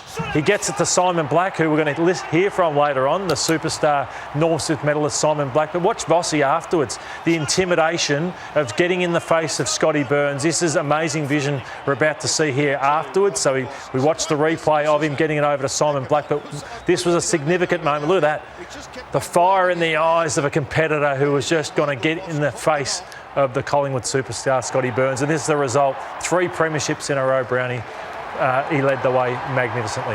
Well, Lloydo, let's get serious here. You talk about him being a courageous player, you talk about him being a skillful player, but it takes a lot of guts to be a TV reporter, and he could do that as well. I've got to admit it, it's caught me a little by surprise. I knew grand final week would be something else, but you can't fully appreciate it until you're tossed in the middle. The grand final parade was a buzz, and while the air down here is thick with anticipation, we must keep all the hoopla in perspective. Just stick to what we know and what has got us here in the first place. We can't ignore the externals, but we don't intend to let them overpower us, particularly as there are 22 blokes in black and red who have also earned the right to be there. Essendon, have our respect. It'd be foolish for us to pretend there's not extra emotion attached to this occasion. It's just a matter of making it work for us, not against us. The climb from bad news bears to one step from glory has been a long one. And even though we're a young team, the memories of what we once were still burn vividly. Michael Voss, National 9 News. That was very good. How's the look on Lee's face when he's doing his piece to camera in the car next to Lee? Lee's like, oh, come on. Let's go to the 1996 Brownlow medal, which he won, and he won along with James Hird. So 21 votes they tied for. Curry McKernan, he got suspended. He had 21 as well. And it was a great count because Chris Grant and Nathan Burke, they were 1 vote back on 20 each. So we've had players get 45 recently, high 30s, but these are the low counts back in the day where it was exciting, and 2 great players won it, Michael Voss. And we watched him before in grand finals. They were in 2001, 2 and 3, but in 1998 he had one of the worst breaks, and Brownie can talk through what it takes to get over something like this. But Shane Parker, he hit flying for the mark. He just hit him at the wrong point. Leg snapped in half, Brownie. Yep, and had to have a steel rod, I think a 32 centimetre steel rod put into there. And as you said, Damo, he came back better than ever after that. I mean, he was as tough as they come, and this wasn't going to slow him down. But he went as hard as what he did in that contest after he come back from a broken leg. And he had some dark days, but he came back. And as you said, Brownie, he actually played in 1999 with that steel rod in the leg and was made All-Australian for one of the 5 times that he was. And didn't go on about it for the next 15 years. It was a low moment, though, because they had a really bad 1998 season that year, and that was a real low moment of it. Long bomb goals are also part of the repertoire, and they happen so often. He used to love that little part of the Gabba. There was supposedly a wind tunnel that allowed the ball to just travel a lot further from that moment. But it wasn't just the Gabba he did it at. He often saved himself for the biggest moments against the biggest teams. And you can just see that there. Again, the opposite side to the Gabba there. And then just did it so many times. And probably could have done it more often had he not been so selfless in the way he wanted to set up and play football. He's always looking to bring others into the game. But on the times that he did just take it on and made it all about himself, well, look what he did. It's again, Lloydo, we keep saying it, it's as good a highlights package as a lot of the players we've seen in this series. Yeah, then he moved into his coaching career, so he got an offer to go to West Coast as a very highly paid assistant, but ended up staying at Brisbane because of the Lee Matthews relationship and obviously the changing of the guard there. He probably took over Brisbane at the wrong time. They'd come off the 3 premierships and had salary cap issues and all that at that point in time, but he still ended up with 43 wins from 100. And he won a final. Yeah, won a final as well. So he built them back up, but then it probably didn't end the way he wanted it to. And now he's at Carlton, and full credit to Michael Voss with the fight that he has him as a person, TJ. I know you cover these more than anybody, but he's not given up, is he? He's just he's held himself really well through a tough period this year. Absolutely, and he faces media conferences and he puts up with question after question after question about his future before it was decided, and then he says, right, that's enough. And once he says that, it's time to move on. No, he's a class act. Yeah, 94 games for 48 wins and 45 losses and a draw so far for Michael Voss at Carlton, and one of the superstars. We didn't want to hassle Vossi this week, finishing up as coach, obviously at the end of the season. No, sorry, his game a couple of days ago against the Bombers. So we didn't hassle him, but here's one of his great teammates, Simon Black, who said a few words about him. G'day, Lloydo. Vossi, look, I really got to play with my hero for 10 years. To play alongside Vossi, he certainly made you walk taller. His competitive will and his ability to drag others with him, I think is what really separated him. And let's not underestimate his skill ability. Through the middle of the ground, his bullish ability inside to win the contested ball was quite incredible, and his handball and kicking skills was phenomenal. And then to be able to go forward and have that impact and take contested marks overhead in that forward line was quite incredible. So the absolute elite, the best I've played with, one of the best absolute captains of all time, no question. Ripping bloke, and couldn't think more highly of a teammate than Michael Voss. Absolute privilege to play alongside him. Yeah, great man, Simon Black. James Hird, he's the man I respected most at the Essendon Football Club. The day I walked in there, I saw he was the hardest trainer, the most competitive, and then he had the skills to match. So not many are brutally tough, but also as skillful as James Hird. So doesn't play as many games as some of the others due to his navicular fractures that he had in his feet. But 2 premierships, Brownlow, Norm Smith, 5 All-Australians, 5 best and fairest, Australian Hall of Fame. I'm sure will be a legend one day with the career he has put together. But his grandfather played for the Bombers, his father played, and Sheeds was massive on the history. So he wasn't touted as a junior. He wasn't a star junior player, but he did it through work rate and wanting to make it. So there he is, wearing the number 49. Sheeds called him the night before to say, we've got an injury, you're going to be debuting against the St Kilda Football Club the next day. And signs were there right from the start that James Hird, he was one of our best runners, so he was top 3 runner.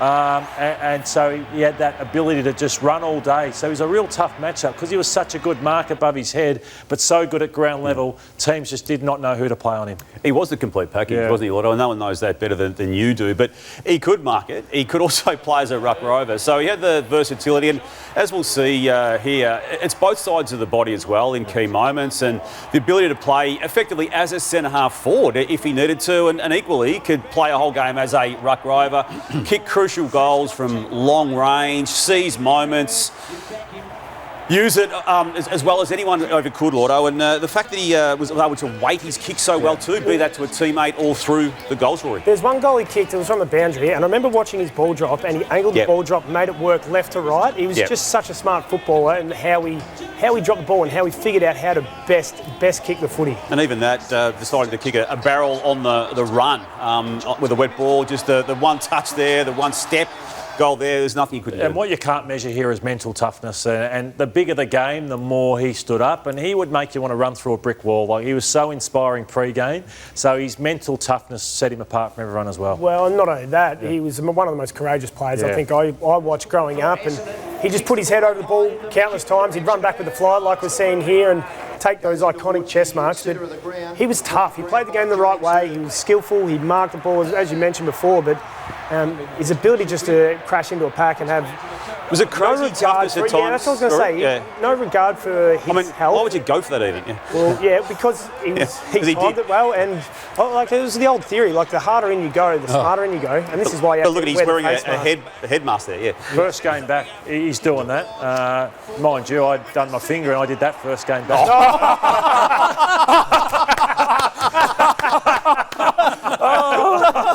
I'm not on here much, but you always just sneak your way into one of them, don't you?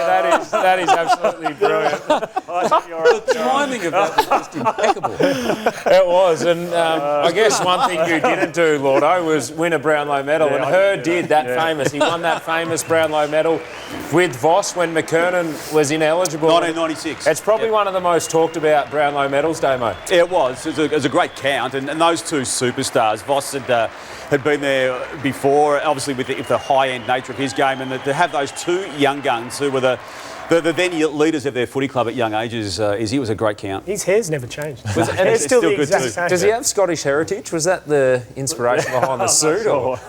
No, you're giving him too much credit there. Yeah, I think it's just a fashion statement, albeit a bad fashion statement. But anyway, it was a fashion statement. Hey, you talk about the resilience of him and the fact that he did play through that foot injury, and those foot injuries plagued him basically from that period, 97, 98, 99. And such was the debilitating nature of that. You see Dr. Bruce Reid there. He only put together 22 games in that 3-year period. And we're talking about a guy who also had those bad facial injuries. This one against Freo in 2002. That was really nasty, that was a horrible incident there, you can see, and hence the face mask that we saw a little earlier. But we're still talking about a guy in the prime of his career. I mean, he was only like 24, 25, 26 years of age. But we certainly saw the best of him, there's no doubt about that, and the best was always better than most, wasn't it? Yeah, it was, TJ, yeah. He was so courageous in it, that ability to come back. So full credit to John Quinn, who may be watching, who helped Hurdy get back from those navicular fractures. Yeah, big game player. He won for about 4 or 5 Anzac Day medals and also a Norm Smith. So when he made you feel comfortable running down the race behind him because you just knew he was a big game player. So kicked the first goal for us, really eased the nerves for us. Melbourne were pressing at this stage. He goes back and kicks another goal. So we just gave him the goal square on this day because he was such a tricky matchup for Alistair Nicholson, the Phoebe brothers. They just couldn't really go with him. And the sense of fate for this game, Otto, in that you had such a fantastic season of footy and coming off the heartache of 99, you were part of it, but no one led the way more than him, having held those injuries that TJ just referred to, and then to crown the moment with the best on ground himself in that game. It was effectively the capping, wasn't it, of what he was about? Yeah, after 99, he wasn't going to let us lose the next year either. Yeah. He was outspoken at times off the field, and he still is on Footy Classified on Tuesday nights. While he was at the peak of his powers, 2004, used the platform of the Thursday Footy Show to make some really, really provocative comments about a field umpire. Well, Sheeds is obviously not happy the way the umpires are umpiring. It's probably, that's all he can say. He can't say too much. Well, what about you? What about me? I thought the umpiring was actually quite disgraceful on Saturday night. How low?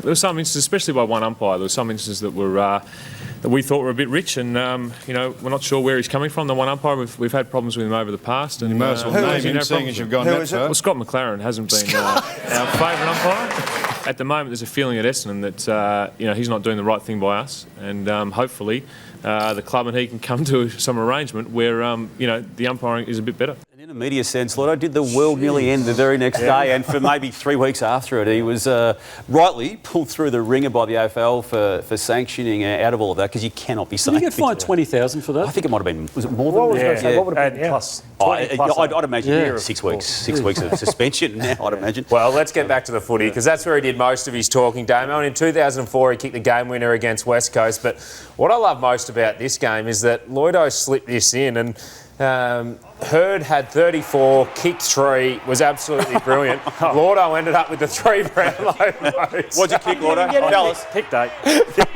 Off an injury as well, probably, most likely. This was the moment. He seized the moment, and that hugging the fan, they'll go down in history as one of the most wonderful moments. As I said, big game player. How did he not get 3 for that game? How did he? Well, it's easy to get touches and kick 8, Dave. Well, he wasn't best on, was he? It's one of the great games of all time. People, there's a lot of stats in footy. No, I'm only saying, Hurdy's were genuine stats, and we do love taking the mickey out of each other, and I've got no doubt he's stitched me up in this video he's given us. G'day, Lloydy. Thank you very much for including me in your top 30 players that you've seen in your time. Number 7, which is a huge honour, I really appreciate it. Considering that of your 926 goals that you kicked, probably 700 of those were from my passes that were lace out. It's probably the least you could have done, but really appreciate it. And guys, at the Sunday Footy Show, it's great to see you've worked out what Lloydy really is. He loved having his top off around the Essendon Football Club during summer and even during winter. So it was great to see the footy Essendon Bomber magazine come out and some of those photos of Lloydy's magnificent statuesque figure. If you need any more photos, just give me a yell. I might have some more. And of Lloydy with his top off was quite a regular around the Essendon change rooms in the late 90s, early 2000s. But really appreciate it, mate, and can't wait to see you soon. He's a good man, but I'll stitch him back up. Gary O'Donnell reckons that the 93 premiership, he'd had a few too many beers. He thought he was carrying the premiership cup, but he had Hurdy by the ears on it. Well done, Hurdy. Great celebration. Oh, yes. He's been on today. Oh, you've been sitting on that for a while.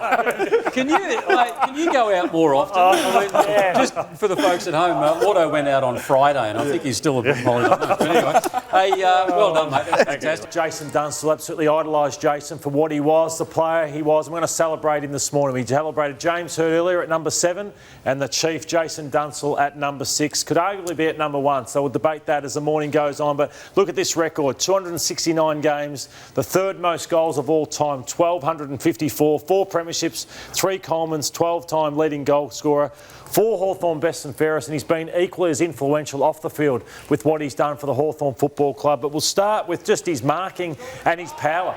Like, he had an amazing ability to protect space like no other forward in the game. So, such a smart person, Jason. You see how intelligent he is off the field. Well, he was equally as intelligent on the field with his ability just to protect the space of the ball. So even he'd get on a hard lead, he'd stop, prop, and see that it was going to go over his head and protect the space of the ball. And that's why I said I idolised Jason. Even that tap down, spin, snap around his body. So he was a complete player, Jason Dunstall, and he was just it's why he's a legend in the AFL Hall of Fame for what he could do for the club, captain as well.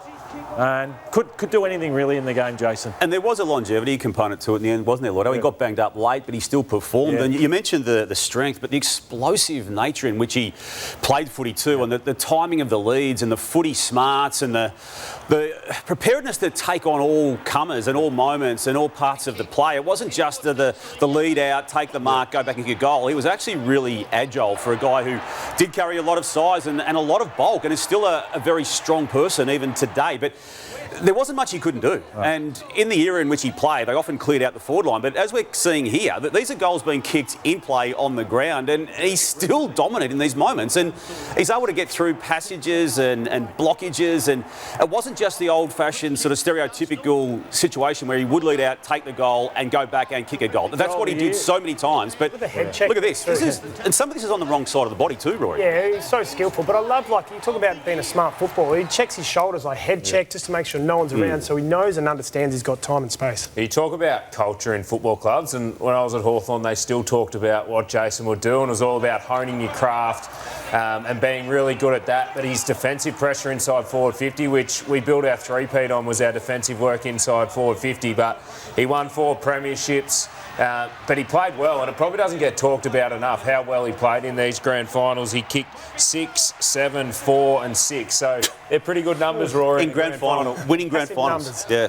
Yeah, and I love that you showed that package, Damo, because I think a lot of people who forget, they think he was a lead up, hit up, go back, have a shot, lead up, hit up. But he as I said, he was as athletic for someone of that size as anyone that we've seen in the game. But he did kick the 100, Damo, 6 times. Yeah, he did, and you did it twice, and that's an amazing achievement. Chief's done it, and he even forgets now the moment when it came. But to do it 6 times, he's only one of 27 in the history of the game, VFL, AFL, to kick 100. He's only 21 living people to have done so, and he did it 6 times. And just to get your head around that, even though it's a different era, Rory, just to get your head around the fact that he reached the 3 figures on 6 separate occasions, and inclusive within that was a season in 1992 where he kicked 145. Is he one of the best set shots, or he'd be top 3 behind Lloydy and maybe Plugger? Is he one of the best set shots that has played the game? Yeah. Yeah, I mean, if you wanted to mount the Jason Dunstall case in that argument, you're going to win as well. And I always looked at like the past and the previous best set shots, and they all had simple technique, Lord. I know you're big on it, but his technique was so simple and so honed in, it's no wonder he kicked 100. And I did run out for one of those centuries too. Did you? Oh, you did? You were there. Did you? One of my best mates growing up was a mad Hawthorn supporter, so I'd go with the family, and the Adelaide Crows at Waverley, I ran out. How close did you get? No, not close enough to touch it.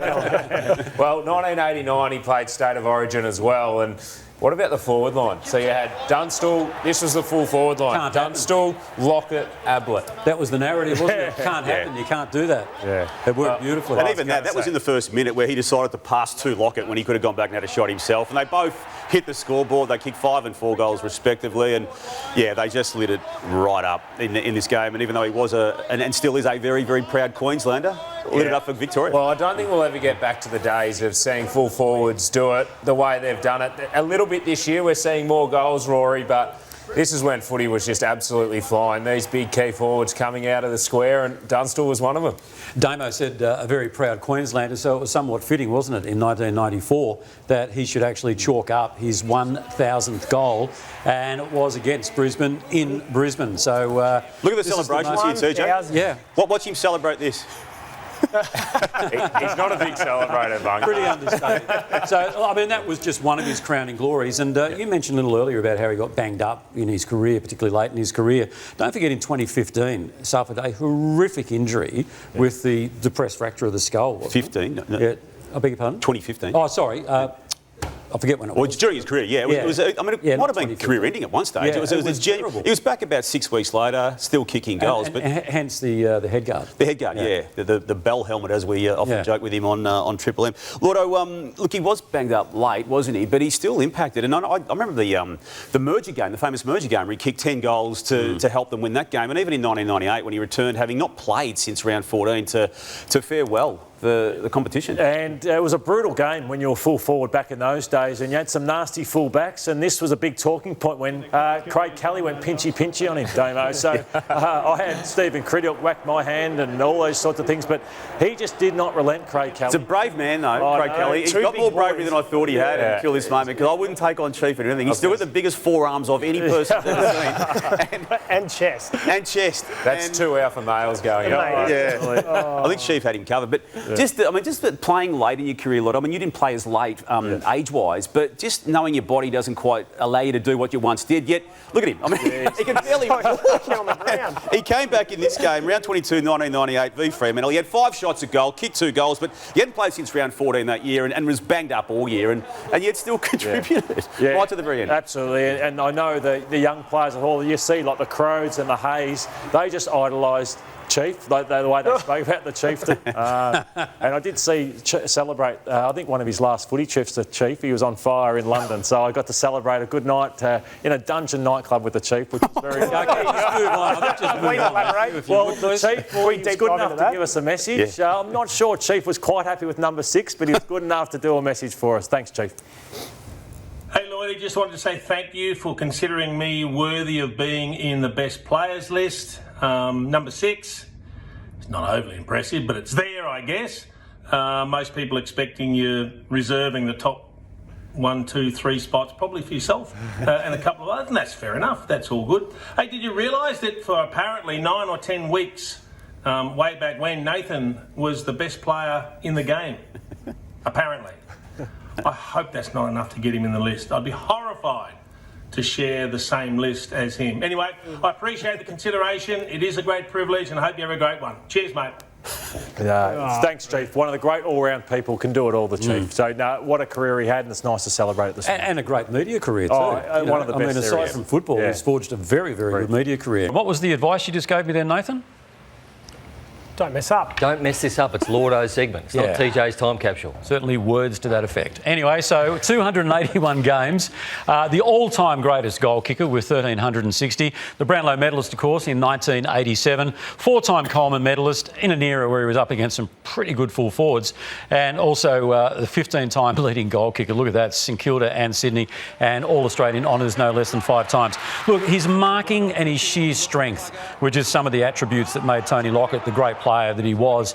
And, you know, so much was made, wasn't it, Damo, about his weight? Oh, Lockett's carrying weight, this, that and the other. But you tend to think, had it not been for the extra kilo or two, he might not have had that strength that would make him such a formidable opponent. Yeah, I agree with all that, TJ. And that was the period of the game, wasn't it? You were able to play that way. He was often anchored closer to goal than they are in the modern era. And you can see the results of what it was. Even at that later stage at the Sydney Swans, he was able to do it. Well, one thing that was occasionally lost, TJ, when people do assess the career is the actual athleticism that went with the marking and the strength. And I mean, there was a state game, a famous state game, where he basically rucked for a lot of it and turned the game itself. He was very agile for a man who did carry that bulk and size. And had he been able to, I think, you know, or had he wanted to, or had his team needed him to play more as a running ruckman, he could have equally had as dominant a career line as well in that role. Well, it's because he didn't have to leave the goal square. So he always had energy, I think, too. But yeah, it has to be one of the greatest nicknames of all time, too. And if kids are watching now, I want you to study his goal-kicking technique, because this helped shape my goal-kicking technique, and I reckon a lot of other greats of the game. You're comparing yourself to Tony Lockett. You just saw I snuck it in. When I kick goals, yes. Set shots. But he kept the ball over his right leg. It's not in the middle, in between both legs. Like, the ball drop was right over the right side of the body, and he kept it really simple. Short run-up, which allowed him just to hit it flush every time. As long as he hit the ball sweetly, it would go in. So. Yeah, and we don't see many kicks like that these days, Rory, and we also don't see many full forwards winning Brownlow medals, and he was able to win one in 1987. He drew with Dipper. He had the fingers crossed there, and what a magical moment for him. He was leading goal kicker, but that award effectively crowned you the best home and away player along there with Dipper. But yeah, he was just unbelievable, Brownie. 100 goal moments. He did it 6 times over 100 goals. Unbelievable. 132 was the most he kicked in 1992. But get this, in 1991, he kicked 127 goals from just 17 games. He missed the first 6 games of the season. So he played 17 games, 127 goals, and he was just unstoppable in those early 90s. That's a 7-goal average across that year. Yeah, and you say it, you sometimes need to absorb that, don't you, Brownie? 6 times he reached 100 goals in a season. And he kicked, as Jason Dunstall did too. And 1991 kicked 6 bags of 10. Is that when he kicked 164 one year? No. 130 something. No, 150 is the record. 150, okay. Yeah. But he was also pretty tough, as Peter Caven found out in 1994 when St Kilda went up there and took on the Sydney Swans. It was brutal. There's no doubt about that. And he... Oh, no, sorry, you keep going. No, thanks. I was just going to say that he was brutal, and he did tread a fine line at times. Nearly took out Kenny here. Yeah. Look, this game, TJ, it was extraordinary. He kicked 11 goals in the game. 7 of those came in the last quarter. They were 54 points down early in the last quarter. Watch this one here, TJ, where he does nearly take out Kenny for a second time. Ron Joseph was chief executive of the Swans, with the Ron Brassie coaching the team in that moment. In the next week, despite the carnage and the 8 weeks that he deservedly got for nearly killing Peter Caven in that moment. And Kenny. He was on the hook for the Sydney Swans. Ron Joseph wanted to recruit him. And he played round 1, 1995, the very next year for the Swans. Now, this was an incident and a half. This was Eddie Maguire. I think Peter Donegan and Michael Roberts were there as well, and he didn't take too kindly to them and threw the crutches at them. No, people were scared to take him on, and he did find himself in the tribunal regularly. I think that's Andrew... Is that Dunkley? No, it wasn't Dunkley, was it? But he had a few stoushes with Dunkley over the journey. He'd be missing a lot of football these days if he was to be judged by 2025 standards. Of course, that wasn't the case, and a lot went on back in those eras, but he was, again, no one went near him, and everyone was very scared to go. I wouldn't go near him. Jeez. Detour around him. Absolutely. Even Dustin Fletcher here was who was 17 at the time of that happening there. Well, that was probably the better option. Just get off the field. Get off your record. Jump the fence. Scary man. Oh. Now, of course... Brownie, was he better in St Kilda or Sydney, do you think? Oh, even 50-50 both. That is great at everywhere.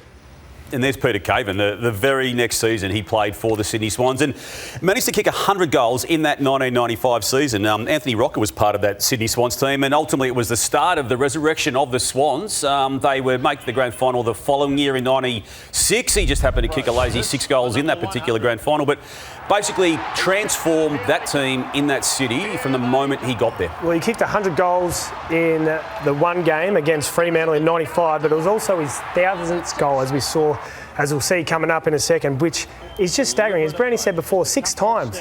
Kick 100 goals. It makes it pretty easy to get to 1,000 when you can do it 6 times across your career. But look at the scenes here as they all run on. We've seen that before at a couple of times for a couple of Sydney greats. At the SCG, we've seen a few people go down when it's happened as well, but he also kicked his 1300 goal there. And growing up in New South Wales, you can't understate the impact he had going up there. And everything was about Plugger. You watch the Sydney Swans, it was Plugger this, Plugger that, and he was unbelievable. He comes out, he kicks 1300 goals. Which was just a phenomenal day. You see phenomenal scenes here. People already jumping the fence before the ball went through.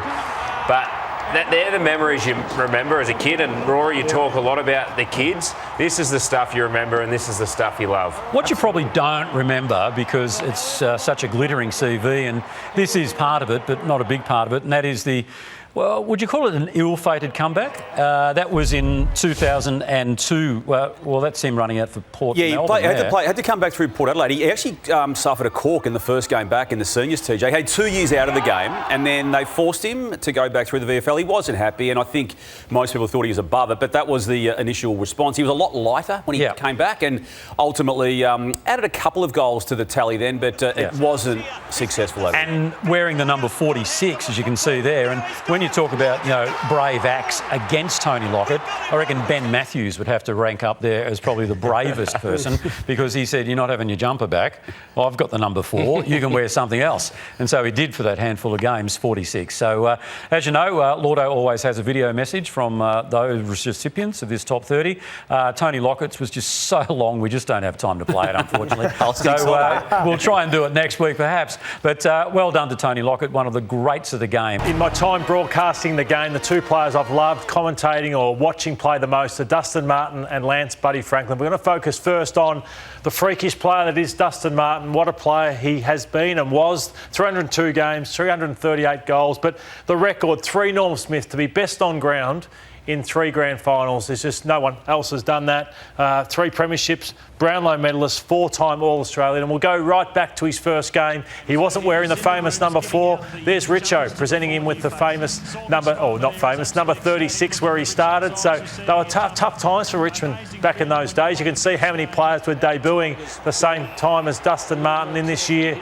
But you could see his skills right from day one. They'll be hoping Sammy Lawler could be half the player that Dustin Martin is because of the explosive nature. And this is his first goal in AFL football. The balk, the weave, and that you knew it was signs of things to come with how good Dustin Martin was going to be. You did, Lord. And then we get to round 5 in 2011, his second season. It was game number 26, and it was probably being looked upon as the breakout game.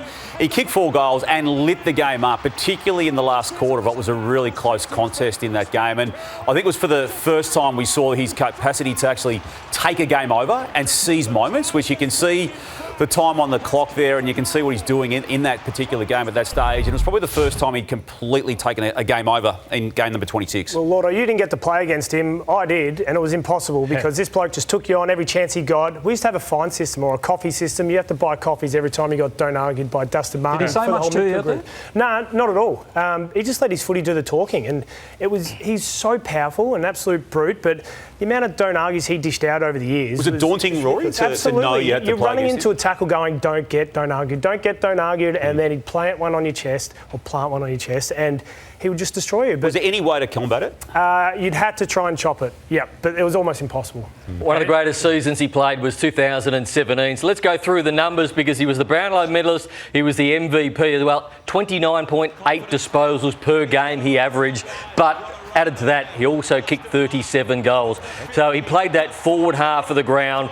And earlier on in his career, there was a lot of talk about he was getting a lot of disposals in the back half of the ground, but then he became a forward half of the ground specialist. He'd go to the stoppages, push forward, and he was just elite. He was dangerous. 29 disposals a game and 37 goals. What a year it was, culminating in a Norm Smith medal. And it was not so much his breakout year. He'd already played good football, but this will go down in the history books, this one. It's one thing to be a premiership player, but then to be a Norm Smith medalist, not once, 2 times. There's him winning the Brownlow medal, but to stand up on the biggest day of all, I think that's the biggest and most prestigious medal there is in the game, to be a Norm Smith medalist. So in terms of an individual award, so there's his stats, like to do what he did, 29 disposals, 2 goals, 2, and then kick 4 goals in 2009 to another 4 in 2020. Again, if I could be, aside from winning a premiership, the next best would be to win a Norm Smith, and he did it 3 times. The game up in Brisbane, which we've seen as 2020, I've never seen a performance that good.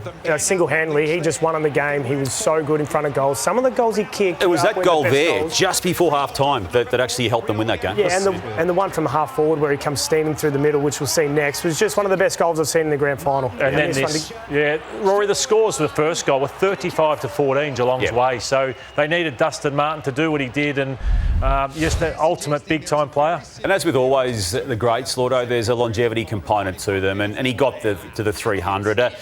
It might be fair to say that the body let him down late. He had that very, very serious internal injury that he had to wade through, but he did, and he got back, he played footy. He only got 2 games beyond this 300, but he lit it up early in typical Dusty fashion, and the Tigers army thought, oh, could there be a fairy tale finish here? Hawks got him, obviously, as they were on their roll toward the finals, but just a reminder that he could still do it even in game 300, still do the amazing.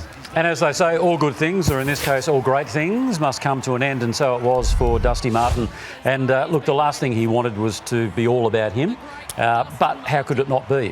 What he did for that football club, what he did for the game was quite remarkable. I reckon one of the great pities is that we didn't hear enough from him, and that's fine. I mean, he's media shy, but bloody good talker. Like a really good talker. That's a good point, TJ. He was. On the few times he did, and if you got him off air, which we never did often either, but if you did, he was quite articulate, wasn't he? And I think it just ultimately created or enhanced the mystique and the aura that he had, that he didn't speak to us, Yeah, a little bit like Buddy, and I think he'll be featuring very shortly. Yeah, just to finish off on Dustin Martin, the best players are the cleanest, and he was so clean. So the power and the goals is one thing, but he did the basics as well as anyone, and that's what made him the champion he was. I had the pleasure of playing against Lance Buddy Franklin when I was on my last legs. He kicked 10 goals down the other end of the ground. It was an unbelievable performance. I had the best seat in the house as I was about to be retired. But Buddy kicked 354 games, 1,066 goals, 8 All-Australians. His consistency was phenomenal. 4 Colemans and 13 times the leading goal kicker across his 2 clubs.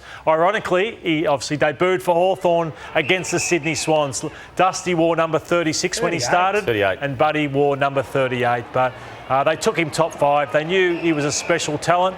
Don't know if they knew he'd be this good. Look how skinny he was there. But had the loping left foot, and this is one of his breakout games, just that goal-kicking shots on the run, which we're going to take a look at soon. But Buddy was unique. I don't know if there's been another player ever like Buddy Franklin, the way he played the game. Wasn't the best contested mark, Damo, but he had absolutely everything else. Yeah, he did, Lloydo, and he was part of that famous draft in 2004 that ultimately set the Hawks up for the premiership success it was to come. And in 2007, it was quite an extraordinary season. So that was his 3rd season of football, and we could see then the player that he was meant to be and was about to become. So he kicked 73 goals in this particular year. That's inclusive of 2 finals that he played. And that also year, Rory, this is before your time as a Crow, but that was the year in which he kicked 7 goals in an elimination final at Marvel Stadium to win this game for the Hawks. They got through to the next week.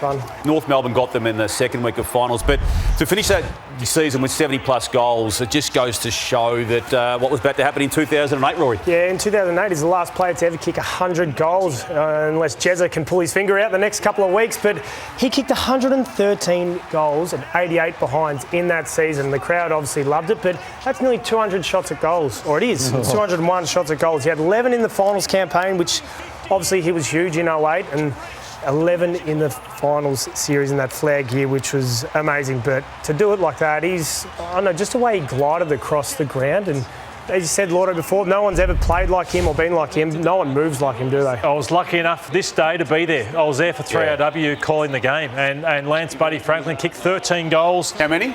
13. But we get that shortly with Anthony Hudson, where should see how good his 12th goal is. So they won by 115 points against North on this day, and he was putting on. This is goal number 12. That is as special a goal. So the degree of difficulty is phenomenal. And here's Hutto. Yeah. This is when he went to Sydney. So this is 2013, and I was doing trade radio, and all the talk was he was going to be going to the Giants or staying at Hawthorn. And out of the blue, and after the Hawks flag too, Brownie, came from nowhere. 9 years, $10 million back then in 2013, and obviously the cost of living allowance was a big thing back then, and that got taken off him. But such a great career, and won a Coleman there in 2017. And I think you not only talk about his goal kicking prowess, but it's also his athleticism. I mean, he was pretty skinny when we first saw him, but then he sort of bulked up in a muscle sense. Good hooksy. But here we go here. Now, this would be one of the more infamous ones, if you like, but it just goes to show the athleticism of the man. Just quick, lightning quick, wasn't he? Quick. And Lloydo said that he probably wasn't so dominant in the air, but on the ground, just phenomenal. I remember this poor Daniel Talia, mate. He even cut the angle, Daniel Talia. He was a smart football player, but he couldn't even get it done. And he even fumbled too. Oh, there's not many players like that. Yeah, he'd push up high, TJ. That's what he'd do. He'd push up high and then get you on the way back, and they'd often open up the 50 for him. And this is just the long bomb. So he was a thumping kick. Yeah, he'd kick him from 50 or 60 on the run. He could spray him too, though. He could. But look at this one, jumping over the top. That's Timmy Watson. That was goal of the year. Yeah, it was goal of the year. So special. As I said, I can't liken anybody. Thought about this one. This is inside the centre square against Hawthorn in a big game. Big time player, Buddy Franklin. As unique as I've seen. Look at this. Easton Wood tracking him in. Just couldn't go with him. So a special talent. Had the endurance, had the speed, had the touch, had the skills. I'll never forget this one either. Look at that. They're a point up. Look at the score. They're not bouncing through either. They're going over the goal. Had it all. And then on top of the long bomb goals, there were just a whole series amongst the 1,000 goals he kicked of freak goals. And we've already seen a few freak goals, but I mean, look at this game. This was a massive prelim final moment that he managed to put the Hawks back in front of, and could do it from both sides of the body. Didn't matter what pocket he was in, he would make the football talk. And again, right to the very end of his time in the game. There's another long bomb just to celebrate. And all these goals add up to one ginormous number, 1,000 goals, which we'll see shortly, because it's probably one of the most iconic moments. That's unbelievable, that one. But one of the most iconic moments in footy is sit down and get out of the way of 1,000 goals for someone at the SCG, Lance Buddy Franklin. Everyone stormed the pitch. I wish I was there for that moment. It would have been an incredible moment to be part of. We got the photo of Gil McLachlan. That was unbelievable when Gil McLachlan was just standing up there as if to say, I don't know what to do here. But it's amazing to think he got to that point, because when he signed that mega deal, I was like, there's no way he's going to see that deal out. And he did, and kept he added a year to it. And added the year to it. So, Lloydo, unbelievable player. I know you hate bringing it back to yourself, but what's it like when you're actually in the middle of a throng like that on the field? Oh, it's scary at times. You don't want to fall over. But the euphoria, I love that he enjoyed that moment. He celebrated, didn't he? He got right into it. He was proud of what he achieved. And just last thing on his professionalism, he wasn't a great set shot for goal either. But they say Jason Dunstall went down to try and help him. They put posts on either side trying to say, you've got to run through them and kick straight.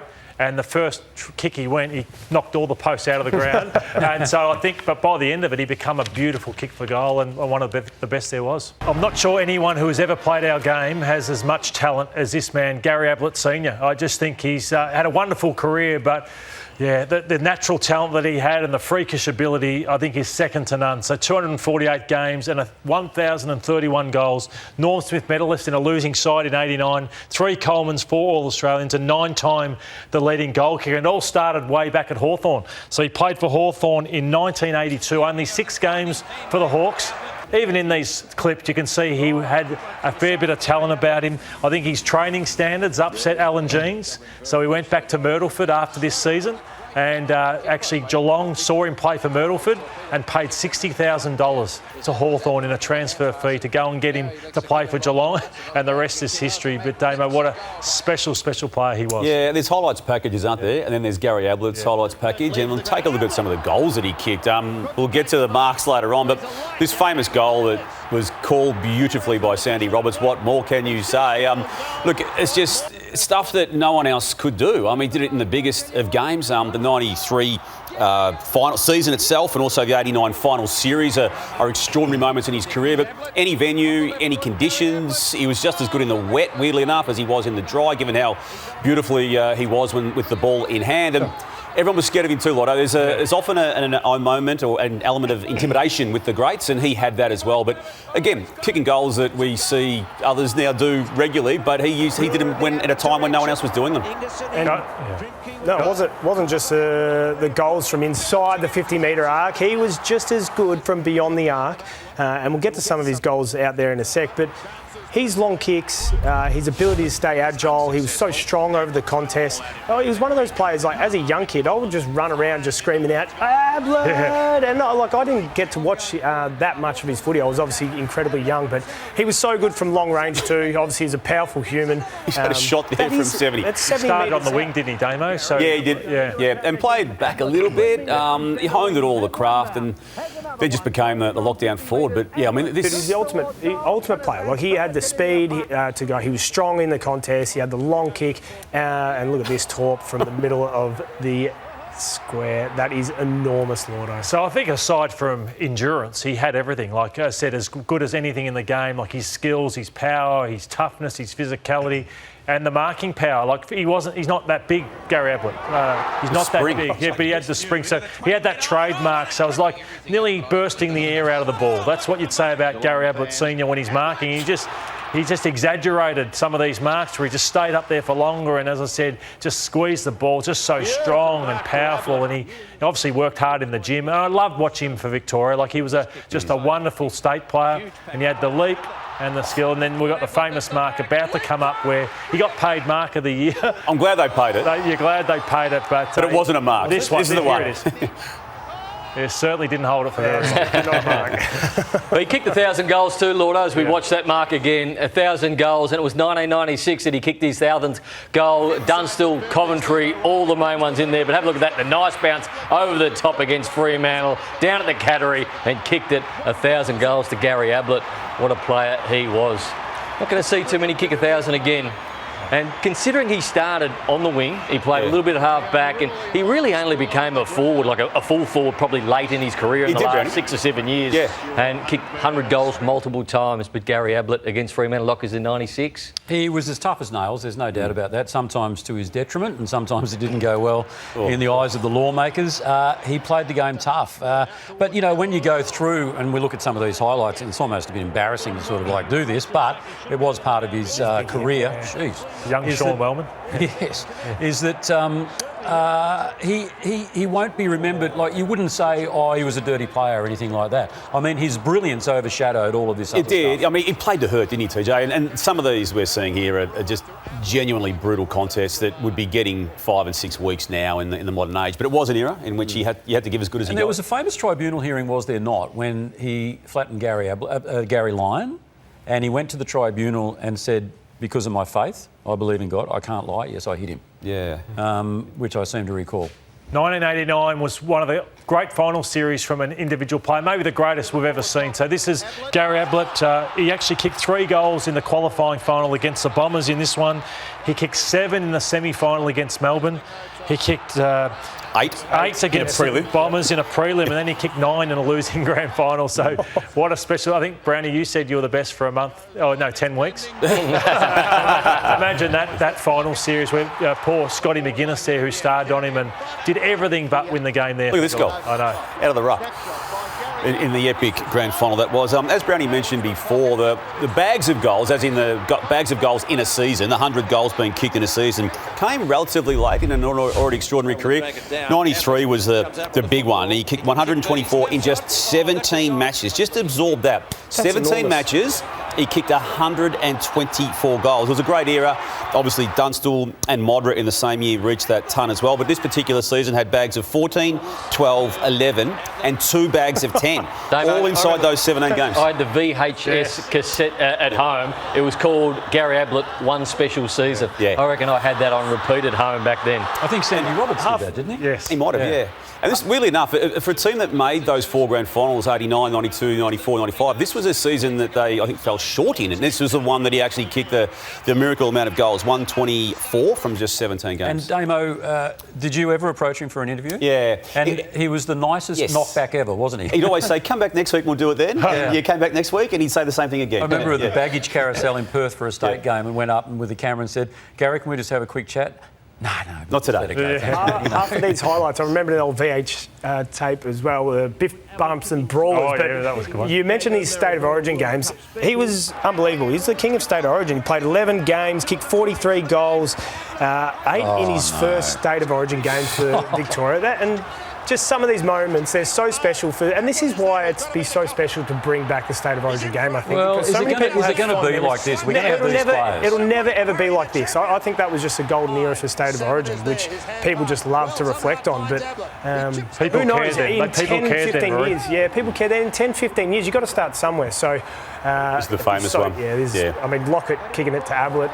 You can't get two more famous names in football, can you? So what a State of Origin player he was as well. TJ, there's no players in the game like that anymore, unfortunately. So whether they wouldn't make it, whether they wouldn't be able to survive with the professional nature of it. But I spoke about Buddy Franklin. I think he's the last of the general superstars. I know Jeremy Cameron's good and a special player, but there's nobody like Gary Ablett Senior. Okay, and that was the first of 2 for today? 2, yes. He's number 2. So to beat that, there's a special one. There's someone better than Gary Ablett Senior? Yeah, in my opinion anyway. All right, we'll take some sort of king to be better, wouldn't it? Yes. Yeah, he might be onto something there, mate. Yeah. I've absolutely loved doing this, and Wayne Carey is the greatest player that I've ever witnessed playing against, with or commentated. So congratulations, Wayne, and just this record, 272 games, 727 goals, 2 premierships, 7 All-Australian awards and a Hall of Famer in the AFL, and it's just because of his power, his strength, his aerobic capacity, his skills at ground level.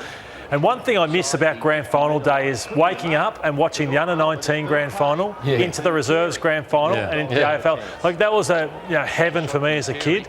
And North Melbourne, Damo, were the dominant under-19 team under Pagan. Under Dennis Pagan. And this is Wayne, back in the day, playing for North under-19s. And a lot of champions for North came out of that. And look at his first goal. Like, the aura and the authority that this bloke kicked his first goal with was just pretty special. You just knew there was something pretty special even before he played the game. The buzz was massive, Lloydo, and then we got to see it regularly at the highest level. And again, there's so many good video clips of this man's game, but the marking of him, I think, when it's all said and done, despite the amount of goals that he kicked, the marking was the prime aspect of his skill set, and the courage attached to all of this, Rory. It's quite extraordinary. Yeah, and I reckon he set the tone for many great forwards. I think Nick Riewoldt, like guys that would have loved him. Lloydo, you loved him, I think, when you were younger. But yeah, just so courageous and he's tough as nails. And I read his book, and his brother would take him out it was pouring with rain. He'd say, let's go outside, and they'd kick up high balls, and he'd make him run back with the flight to teach him how to play wet weather football. So he was a specialist in wet weather conditions as well. Yeah, and again, before him, it was traditionally the big man didn't fire as well as they did on the dry, but he changed that. Well, he played in an era where there was some absolute beasts of backmen, and he was just too strong for him, Lloydo, in most of these. And this is probably what happens when you've got a brother too. You become a really good one-on-one player, because one-on-one in the backyard makes you a great player. But I mean, that's Djakovic there, and you've got a whole range of players that were just so strong, and he just bullied them. And this is the long bomb, so often use this one to the Whitten Oval, so probably a howling wind, but like a big mark as well. Yeah, and they just go back steps. Yeah, he put on a clinic this day as well against Footscray, but he just was able to kick him from long range. So he had good battles with Timmy McGrath too there against Geelong. Longmire's looking to get on a lead, but he goes, no, it's going straight over my head in this situation.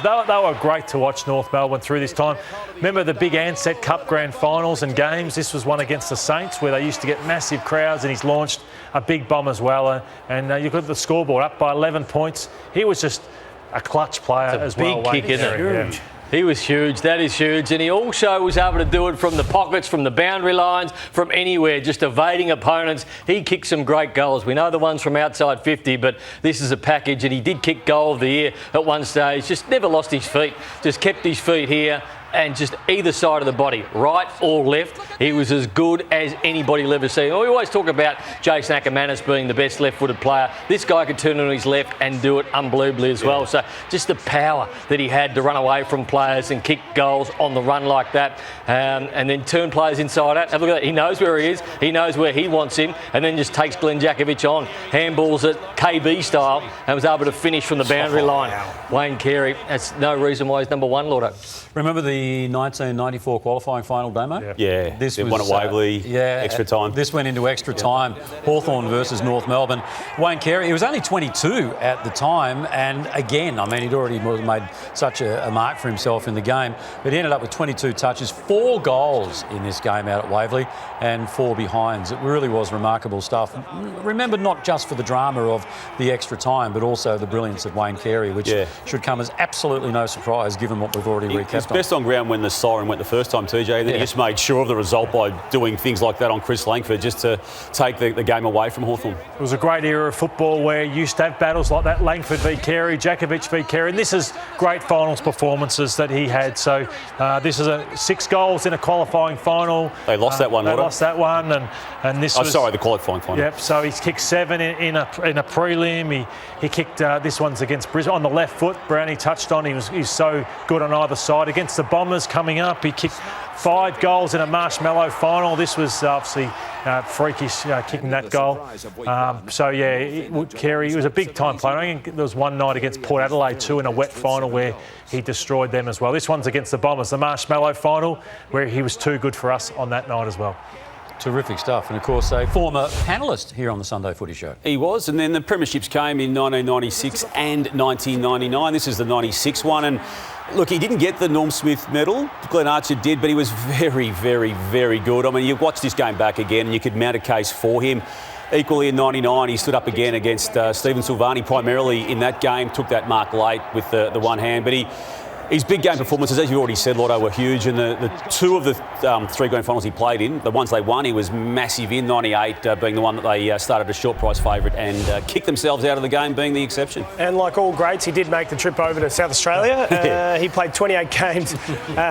And what did he kick? He kicked 56 goals in that time there, but he carried so much aura into that state. And I know he had a huge impact on that footy team, where they were. They went on after... He was playing all right when he went down with a knee injury. Yeah, when he ran into the point post, didn't he? He did. He was actually playing all right. Yep, he did. And it was after this sort of era that Crows went on a bit of a run and started making some prelims. So he had a big impact in some of the standards and stuff there too. But it was great for the state as well to see Wayne Carey, one of the greatest of all time, to come and play at Footy Park. Yeah, and he was good enough to give us a video, a bit of a clip and a bit of a pump up. But thanks, Wayne, and congratulations on being the number 1 man.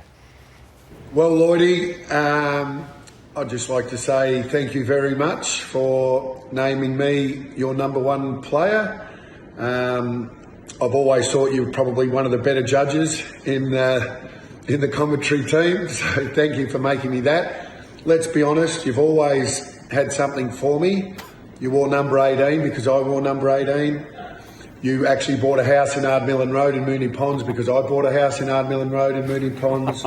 So you pretty much wanted to be me. You didn't quite make it, but thank you very much. It is a big honour, and I say that sincerely. I just looked at the guys that came before, and just so many good players. Very humbled by your decision, and I do want to tell a quick story about Lloydy, because I met Lloydy before he ever played AFL footy, and I was coming out of surprise, a bar at about 2 a.m. And Lloydy was in the car with a few of his friends. They said, Duck, where are you going? And they gave me a lift back to my house. And as I was getting out of the car, stumbling out of the car, one of the boys said, hey, see this kid in the back? His name's Matthew Lloyd, and you'll never forget his name. And you know what, Lloydy? We never will. Well done, mate. Thanks for the honour. Oh, True geez, story. nice. Cactus Club in Mooney Ponds. That's where I picked up the duck. On the junction there? Yeah, on the junction there, and drove him home in Keilor. And we talked football, and my mates couldn't help but say, I reckon he's going to play AFL one day, and he still remembers that. But he was very humbled by being number one, so I appreciate him. And do you provide a prize for him? Or? What's that, a prize? Yeah. Just the prize of being number one's the prize. We'll take a break. It's been a great segment. When you came to the table with it at the start of the year, we thought, Anyway, but it's been amazing. So well done, Lloydo. We'll take a break. Sorry, can I thank Luke Dogsy Jackson, who's put all those video packages together? Two Outstanding operator. Yeah, well done, Two Dogs.